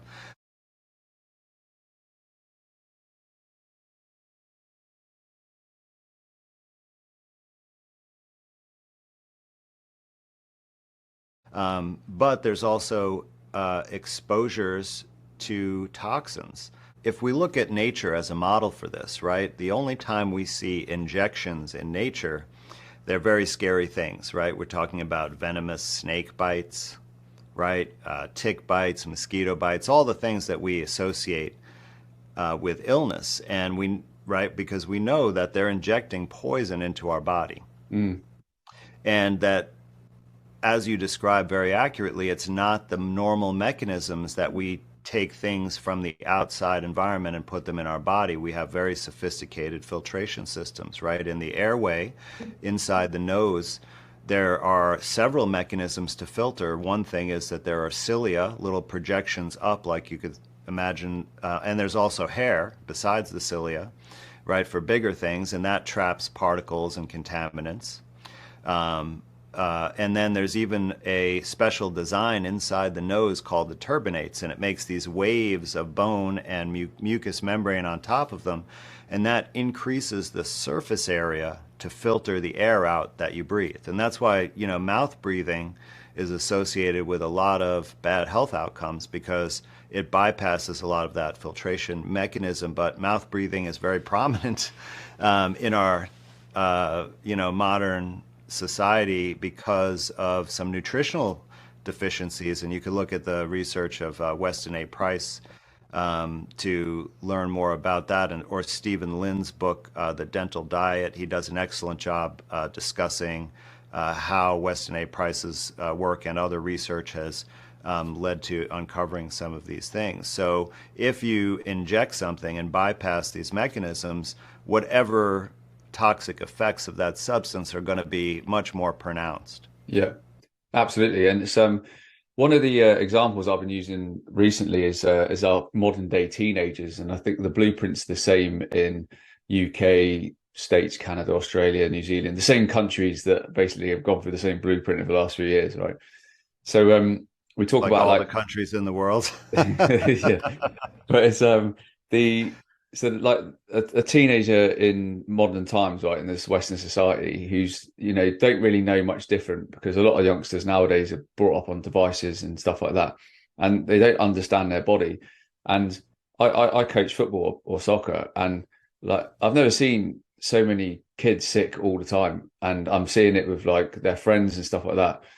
And my son totally gets it, but explaining about how, you know, your body is the most amazing filtration system in the world, and it's constantly trying to push toxins out of you, and it shows up as colds, fevers, sweats, you know, rashes, all the rest of it. I said, but if you think about what majority of teenagers are literally enduring just during a 24-hour period, where they wake up in the morning, they roll out of bed, like we use a guy as an example, they're just, half of them aren't even having a wash, they're like spraying aluminium-based deodorant straight into their glands and their armpits and onto their skin. They're then eating sugary cereals with pasteurized milk, you know, go through those processes. Then they're not seeing any sunlight, you know, and they just go straight from there into a car or a bus, straight to school, still no sunlight. And then, you know, they're sitting there with their AirPods in, which is just frying their brains, drinking energy drinks, a lot of them. Then, you know, they're just sitting there through that left brain indoctrination at school all day, just like having their brain fried even more, which actually causes stress, because a lot of them don't even want to be in that environment because of how they're run. And then it's like the school food's always crap, full of toxins, more sugars. And then by the time they get back home, they sit there all night on Xbox, PlayStations, Netflix, again, not getting any sunlight. So like just in a 24-hour period, the toxins that a teenage body is consuming is actually like crazy amounts, isn't it? Well, you didn't just describe teenagers there, that many adults live that lifestyle as well.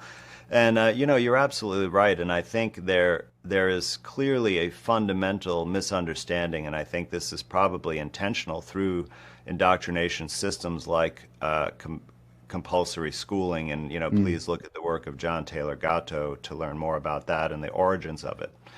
But the truth is, and this is really simple if you think about it. And I know, you're fully aware of this, but, for the audience out there, what do you think is going on when stuff is coming out of your body?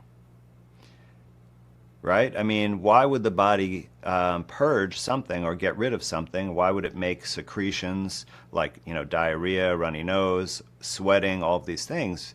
It is to get rid of something. And if your body's getting rid of something harmful, that is part of a healing process. So when we experience, what we refer to as illness, when we have unpleasant symptoms, what that really is that's our body's healing mechanism. And the damage of the actual insult to the body happened already and is over. Or it may be ongoing in some cases, and that's why we have chronic disease or illness. But in most cases, it's over at that point, and the symptoms that we experience are the healing process. So if we understand that, then it totally reframes how we look at these things. So if you take, for example, a deodorant, and that's a great or antiperspirant really is what we're talking about here. It's a great example, and it often does use aluminum-based compounds, but the goal of it is to turn off your sweating in your armpit, right? Because that's a social faux pas in our modern culture to have, body odor. But I'll tell you that the glands in there, there's special sweat glands there called apocrine glands, different from regular eccrine sweat glands. And they are an important detox mechanism. And the more toxic of a lifestyle you have, the worse your armpits are going to smell. And so really, when you turn off the sweating, you're actually making things much, much worse because you're counteracting your body's own detox mechanism. And it's going to mean that those toxins that would have been purged have to go somewhere else.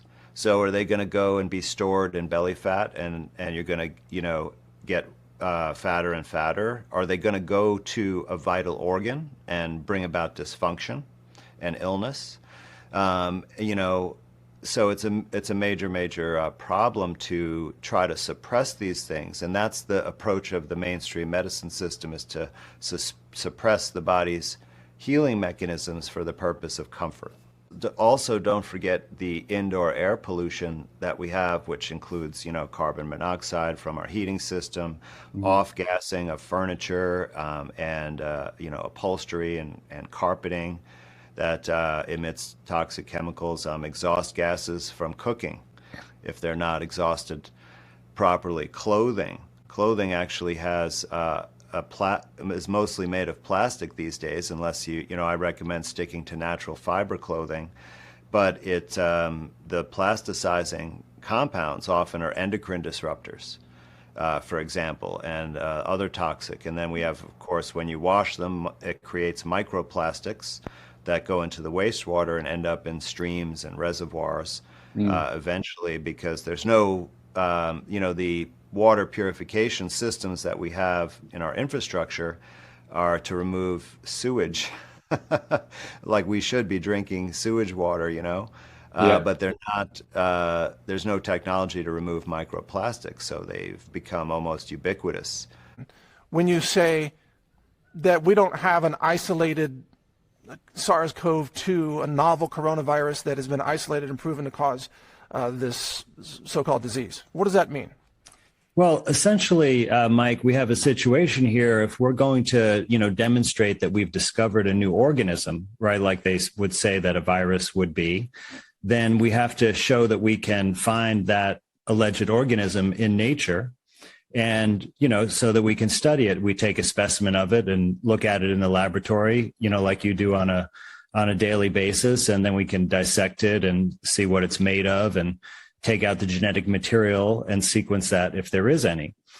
And I just assumed that that would be how they discover viruses. But what has happened is that since the 1950s, they have this procedure that they call isolation, but it's actually a complete inversion of the meaning of that word. And what they do is they have the possible or the putative source of an alleged virus or a possible virus in nature that they might have a theory is causing a disease, but they can't actually find it. So what they do is they take the diseased tissue from whatever organism and they mix it in a foreign cell culture, often using the cells of monkeys. But they do some further things to make this cell culture not grow well. They're not nice to it. They add poisonous chemicals and they remove critical nutrients and create what I call a starvation diet. And then when they show there's damage to those cells in the culture, they say that that's evidence of a virus. And then they show electron microscope pictures of particles. But as we've seen, even the scientists in that field knew about this problem for a long time, that these particles they see are just what happens when cells break down in the process of dying. And they can't be distinguished from each other in any way, based on appearance, or because they've never been actually shown to exist separately in nature.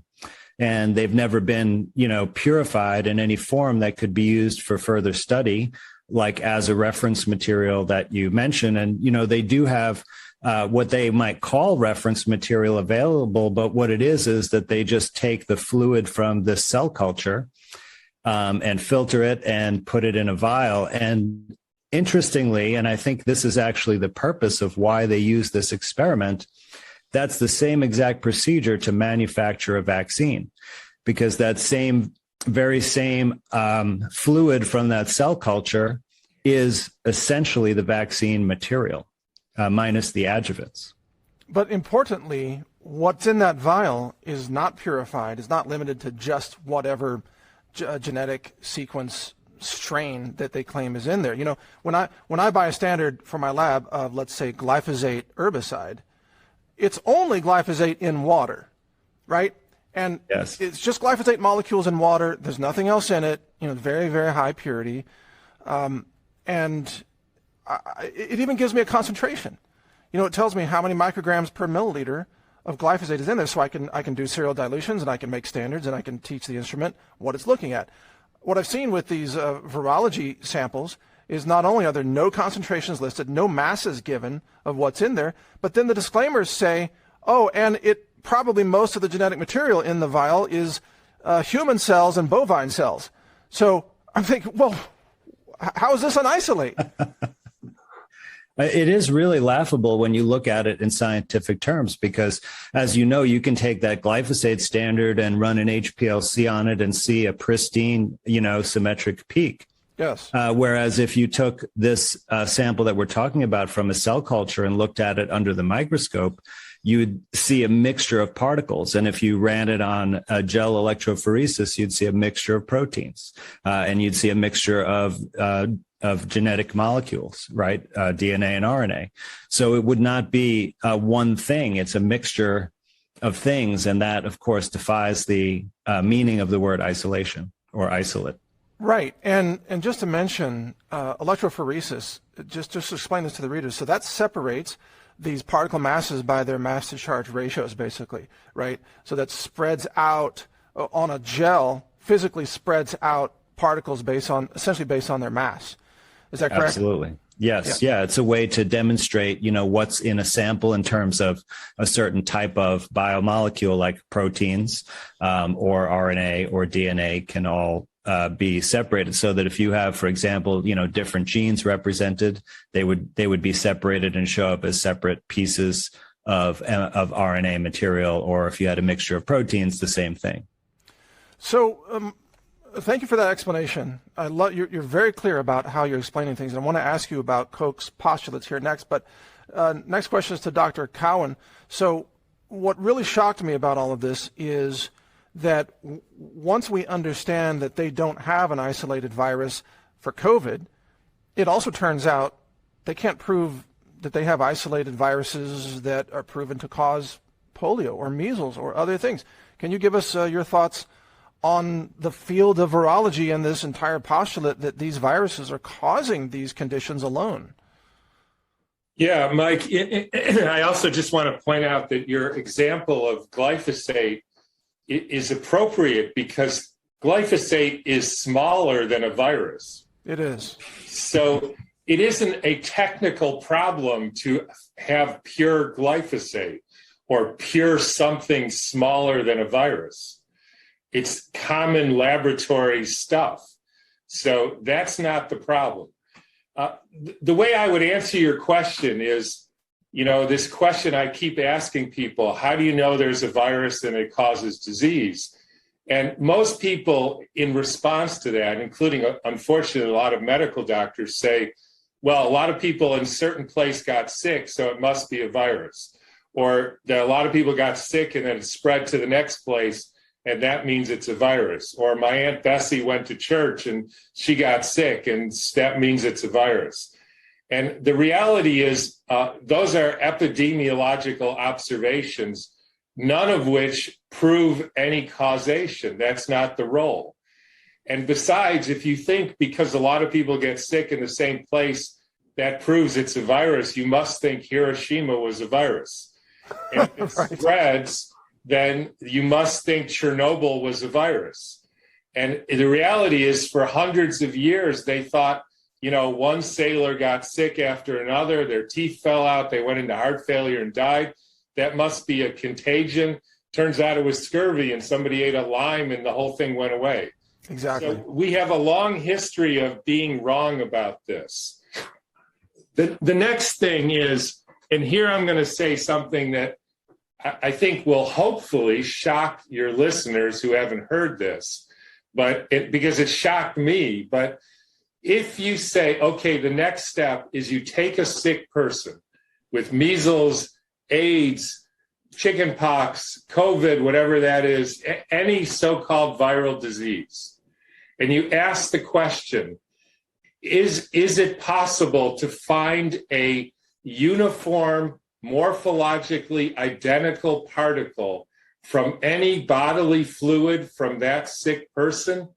The answer is, if you look in the medical literature, there is not one case that that's true. Now, let me just tell you the people who agree with what I just said.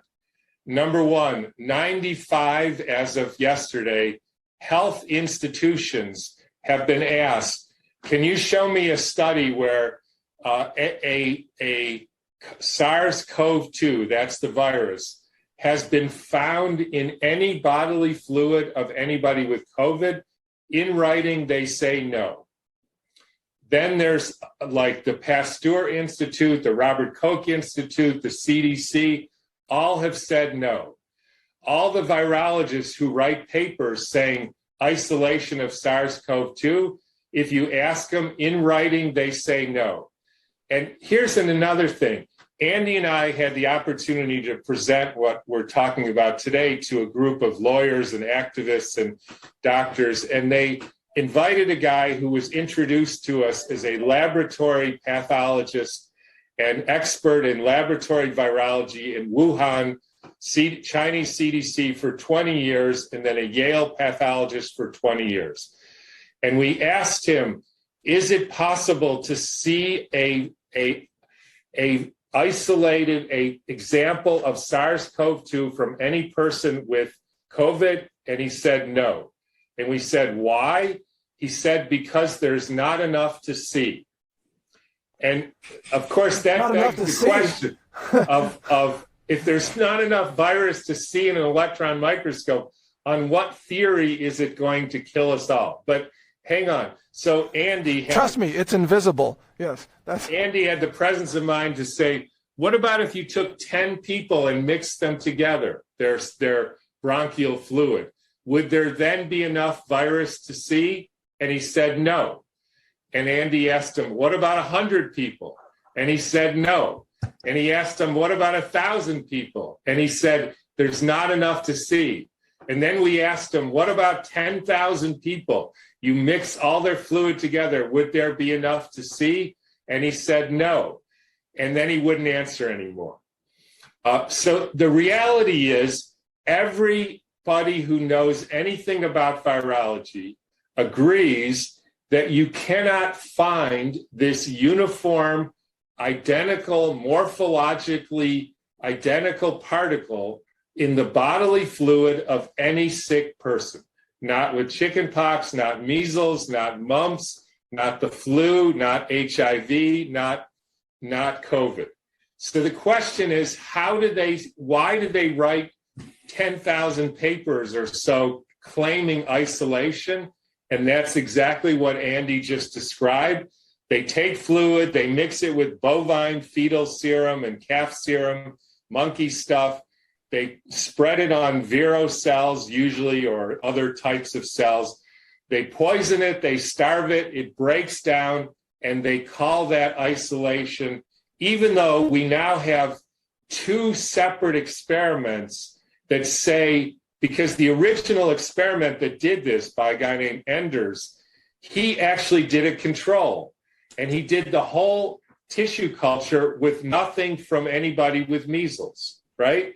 And he said, in quote, the result was indistinguishable.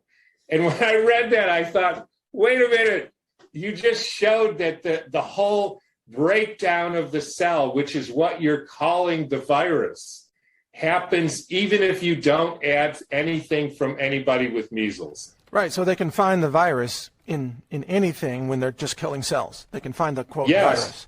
Right. So this is extraordinary, and I really appreciate both of you taking the time to restate these things. And I know you've talked about this hundreds of times. It's just that it takes a lot of repetition for a lot of us to get this, even myself. Mike, this was, whenever you have to shift paradigm like this, because, we're really challenging germ theory here, it just takes a while to settle in. It's a process, but it can really help you look at all of the other scientific reporting that's going on if you realize that there actually is no virus to speak of. And what you see is that time and time again, the way that they do these studies is through simulations of various types. So they do actually virtual computer simulations for creating the genome sequence and for showing any potential benefit of masks, because when they study masks in the real world, they're not effective. But they've gone as far as to actually make what they call pseudo-viruses of variants, because they don't actually have a real variant because it doesn't actually exist. So what they do is they take a shell from another virus, empty it out, and put synthetic genes in there that they created in a lab synthesizer. And then they put that in a cell culture and mix it with, antibodies that they say are this COVID antibody or that COVID antibody. And that's how they get information about the variants. It's extraordinary. And I think the phrase they use is in silico, which means it's a computer simulation. And even when I've got to relate to you that I sat down with Thermo Fisher sales representatives, we were trying to purchase PCR equipment over a year ago for our food science lab because we were trying to save time versus incubating salmonella samples and so on. So they had promised, you can do it in 12 hours instead of 72 hours by using PCR. So I said, great, come to our office, meet with us, show us how this works. So they came, and I had some questions for them, such as, how do I tell the quantity? What's the quantitation capability of this instrument? And they said, there is none. It can't give you any quantity. And I said, well, how do I know if food is contaminated to a certain threshold, or is it just the presence of one strain of genetic material? I got to throw this whole lot out because, there are standards. There are standards, European standards, there's FDA standards. Even salmonella, total plate count, yeast and mold, there's a certain threshold. You go beyond that, it's considered contaminated. Below that, it's considered safe by the FDA. So you got to have quantitation. They can't provide that. And then I said, well, how, where am I going to get the samples to run against? And they said, no, you just download them. And I said, what do you mean? What, I'm downloading Salmonella now? What are you talking about? They said, no, it's just digital libraries, and then you can update them and you just download them, and that's what it's looking for. So you're absolutely right. That's when I realized it's all a simulation. But they tell you, if you go to the original Christian Drosten paper, that where the PCR segments came from, the primers. Now, you have to understand there's two premises of a PCR test. One, that you know that this primer, this sequence, came from only that virus, right? It's unique to that virus. And then the second premise is no other organism has that sequence, right? It came from that one, and no other organism has that. And you look at it, and I've said this so many times, I have it memorized. They said, this was a challenge for us to develop a robust test because we never had possession of the virus. That's right. I saw that in the documents. Wait a minute. You cannot say this thing, right? We're talking about a thing. We're not talking about a feeling or, an emotional release or a thought or an idea. We're talking about a thing. You can't say this piece of a thing came from the whole thing unless you have the thing. Well, to that point, found out that there's 93 other human sequences that have the same, sequence. 91, I think the number was microbes. So the whole thing is nonsense. There was a news item a few months ago where a mother had her children wear masks, and then she sent those masks to a lab, and she had the masks analyzed for the pathogens. And the analysis reported all kinds of incredible, crazy things, tuberculosis and measles and whatever. I mean, it was like 20 things. And it struck me, but these children don't have those diseases. So what does that mean? I mean, aside from the fact that the masks, perhaps they're collecting something, but the children aren't sick. So if this particle causes that sickness, why aren't those children sick? Yeah, well, that's a great point. And, what it really tells us is that the bacteria don't cause illnesses. And now bacteria, of course, are real things, and we can isolate them out of people. So I don't want, there's a big distinction between bacteria and viruses. But what we find is that bacteria actually play a similar role throughout nature as in our bodies, the so-called saprophytic function, that they reduce dying biological material into their constituent elements, sort of break them down and digest them. And so what I think you're seeing with those experiments, and it was really interesting because they had, I think, like Neisseria meningitidis, right? And you mentioned Mycobacterium, these things that cause, supposedly meningitis and tuberculosis, that when you exhale, that's the way your body's getting rid of toxins. Actually, just the carbon dioxide itself, right, is the acid in your blood.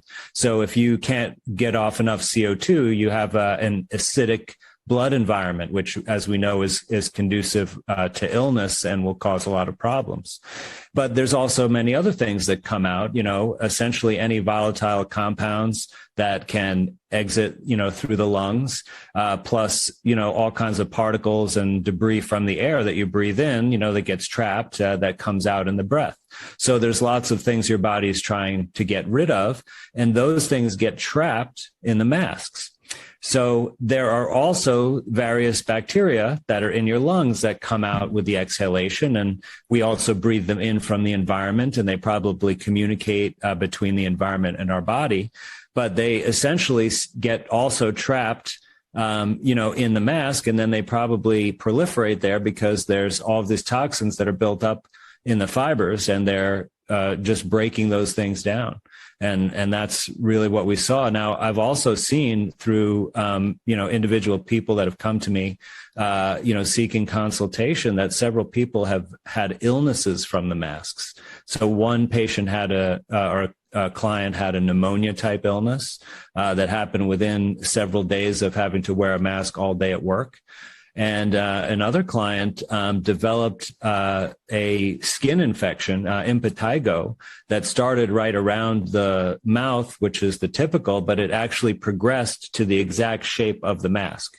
And, her doctor had just given her stronger and stronger antibiotics, like for several months, until it was obvious it was the shape of the mask. And then she took the mask off. It was better in like 3 days. Unbelievable, but I guess not surprising. But, speaking of masks, it's as if the medical establishment is trying to coerce people to do the worst possible things for their health. Masks, lockdowns, isolation, no sunlight, all these things. If you look at this question I keep asking, how do they, prove the existence of a virus? It's through a cell culture, the cytopathic effect in a cell culture. How do you get the cytopathic effect in a cell culture? As Andy, I think, said, it's simple. You starve and poison the cell culture. That's how you create the effect we call a virus, right? And then it breaks down into lots of little particles, and then you say, that particle is the bad guy, not that one over there, not that one over there, not the rest of the debris, just that one. Now, the irony is, how do you make a virus? You starve and poison cells. How do you make people sick? You starve and poison them. Now, we have lots of creative ways of starving people, having them eat, food that's not actual food. That's a kind of starvation, right? And not being in the sunlight is a kind of starvation. And not being around loved ones is a kind of starvation, right? And not communicating, not going to your job if you happen to like your job, which most people don't, but anyways. And then we poison them with poisons directly or masks, which create all sorts of stuff. And then we say, why do they get sick? That's how you make viruses. Right, but it seems that this cycle of fear and claimed sickness never ends, because this reminds me of, let's say, 1,000 years ago, superstitious, let's say, Pacific Islanders living on an island with a volcano, and you had the high priesthood there, and the high priesthood would say, if you don't please me, the volcano gods will get angry, and that's why you have to do what I say. But today's virologists are exactly the same. They're saying that here's this horrible thing that's going to kill you unless you listen to us and obey us. You can't see this thing. We can't even really see it. Trust us. It's there, just like the volcano gods are going to get angry. Now it's just like the virus gods are going to get angry. But they can't show us. It's a spell. It is. It's astonishing. And that's why, in my book, I said this, as you aptly pointed out, this is not a new phenomenon in human history. They wrote about this, in the Sleeping Beauty fairy tale. The king and queen won't have a child. They eventually have a child. The bad witch puts a spell on him, and then she pricks her finger, and they all fall down like in lockdown, right? Right. Everybody stops working. Nobody can see anybody else. And then the kingdom is engulfed in toxic thorns, right? So anybody who tries to go, they get killed. And it only ends when the young prince says, I'm not afraid. I don't buy this crap. And then the whole spell has no power over him. That's where we're at now. We're under a spell. And as long as we believe the spell, it has the power over us.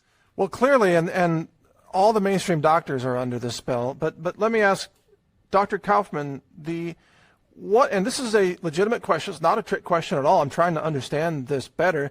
Is there a phenomenon of some kind of infectiousness that may be due to something other than virus particles? So can some people make other people sick if they share something? Fluids, air, I don't know, spit? You tell me. Well, Mike, there's a lot to answer that question. And there definitely is the phenomenon of contagion, right? Because we see this in many areas. Like, for example, we see that when women menstruate, that when women become close to each other, in a relationship, a friendship, or things like that, that they begin to correlate their menstrual cycles in synchrony. Right. We know that, laughter, yawning and things like that are contagious.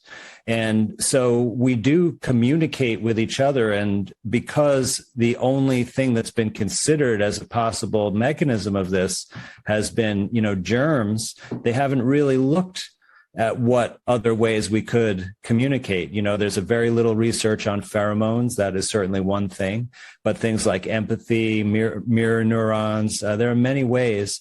And also, we can't overlook that we often are exposed to the same environmental circumstances or triggers. Just like if we would eat at a restaurant and anyone who ordered, the chicken ended up with diarrhea that night, it's because we were all exposed to the toxin in that chicken.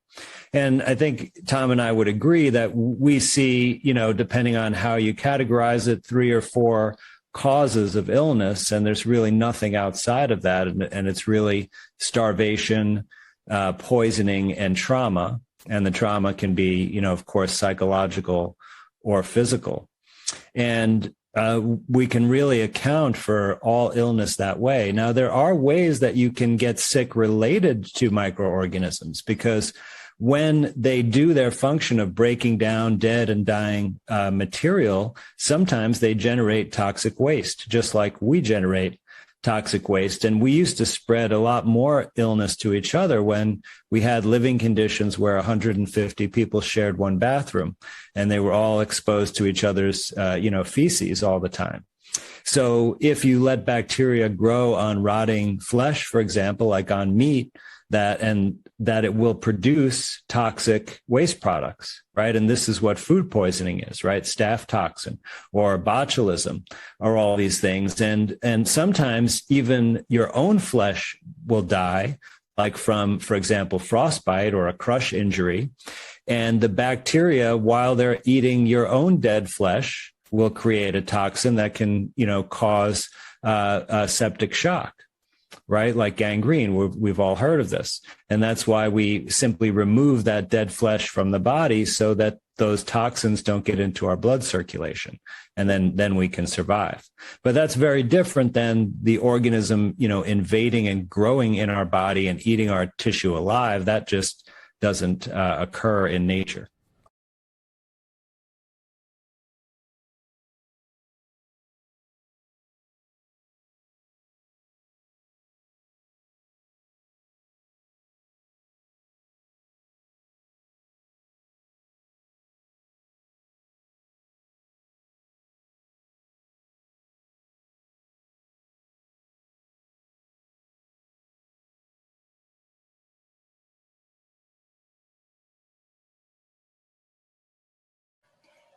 Hear me loud and hear me clear, because I am seeing a lot of people using the buzzwords of their handlers. Obviously, you've been ingesting the mainstream media. Stop ingesting poison. Stop injecting poison. Stop eating poison. Stop listening to poison. It poisons your mind. You are impressionable. This is a huge psyop all the way from the beginning. All the way from its long plan. There is no COVID. There never was COVID. Nobody's infected with COVID. There is no such thing. Stop saying you had it. Stop saying you know someone who had it. Stop saying that the quacky shot of poison suppresses COVID symptoms. It doesn't. It doesn't. Because it doesn't exist. What is the flu? This is the flu. What is the flu? You can watch my videos on yummy.doctor that teach you about the detox mechanisms of the body and what the flu is. When you poison your body on a continual basis, your body has to get rid of the wastes. When you are nutritionally deficient, you don't get rid of the wastes well.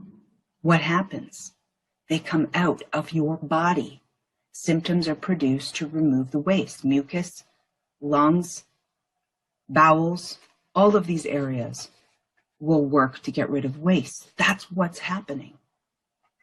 And people say, I'm sick, and they want to get rid of the symptoms, but the symptoms are the body's mechanisms of healing. When you have a symptom, that means you are healing. Put that in your brain. Rewire this upside down inversion that you've been sold. No vaccine ever has saved a life, ever in the history of humanity. These were designed to damage. These were designed to control. These were designed to manipulate you and to use fear to promote fake germ theory, to make you be afraid of the invisible world. So you are easy to manage and easy to control. That's all this ever was from the beginning. From the beginning. I know for many of you that sounds very difficult in your mind. It's hard to rectify. Do the work, trust me. Unravel each mystery, and you will realize that all of the stories you've been told are that, fairy tales.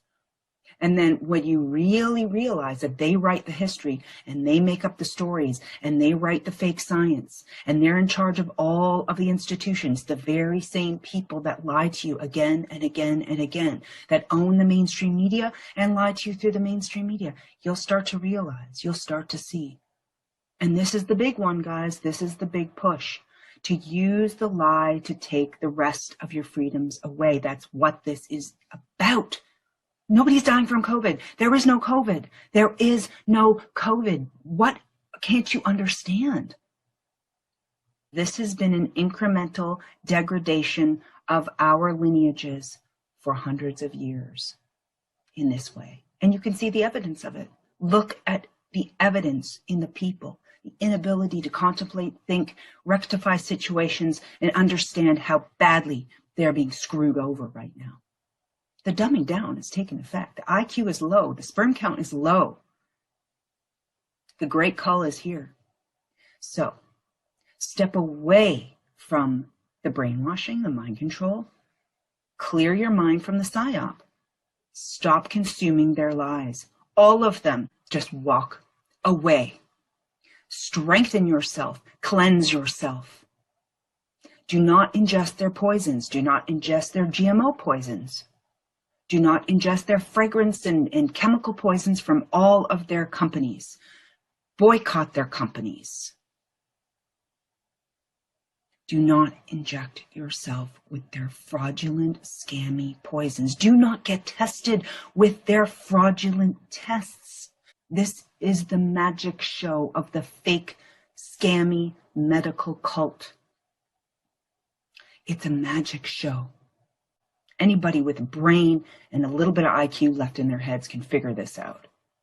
When you get a shot and you die, people think it's something else. This is the cult think. This is the brainwashing at work.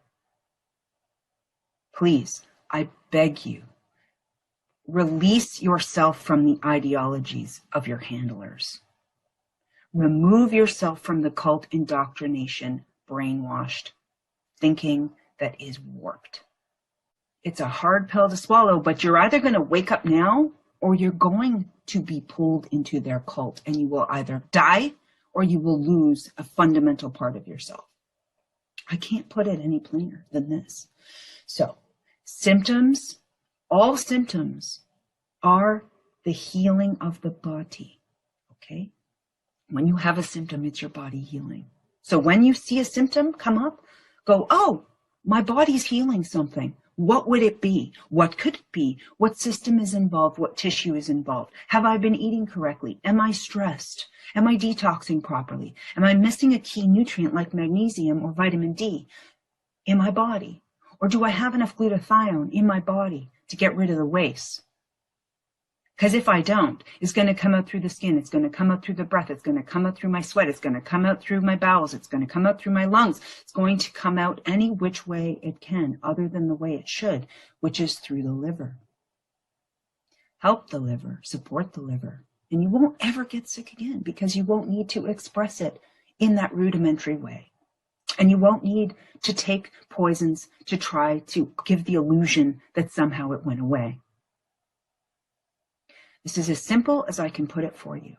So change your language. If somebody says, oh, I had it, or somebody had it, correct them. I'm sorry, you're mistaken. There is no such thing. You're under a deep hypnotic spell, and I'm sorry that I'm the one to break it to you. But there is no COVID, and there never was. There is no COVID vaccine. This is an experiment upon your life, not for your health, not for your well-being. Why would you need to be manipulated into taking it? By taking away your freedoms, your rights, your freedom to travel, your freedom to love and hug and touch and be seen and have your face, your smiling face for children to see. Why would they need to do that to you? If it was real and if it was helpful, they wouldn't just give it to you for one. You'd be paying through the nose for it if it actually helped you. That's a fact.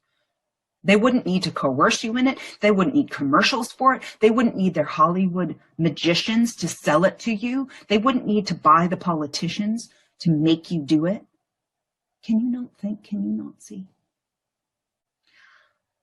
Here it is. The line in the sand has been drawn. Choose where you're going. Choose the side you're on. There is no COVID, and there never was. There's no cure for COVID because it doesn't exist. Thank you. Given the collapse of the elite's narrative, it's no surprise that they're escalating their attacks on so-called conspiracy theorists. While the battle will continue to rage on for some time, it's important that you do not lose hope. We are defeating the New World Order. Their plans are out in the open now, so it's time that we as humans come together and shape the future that we want. The future is not written in stone and does not belong to them. You must live in love and unity. For peace, love and unity is the foundation of any community. So I want each and every one of us, brethren and I dreams, decide truths and right. We say we stop the fight and sight. So sight up the truths and right. Yeah, I wanna tell you this. Once there was a riot between David and Goliath, and so Goliath went to Dr. Hayat just to get some diet. And Dr. Hayat said, "Boys, be quiet." And that was the end of the riot. And that was the end of the riot.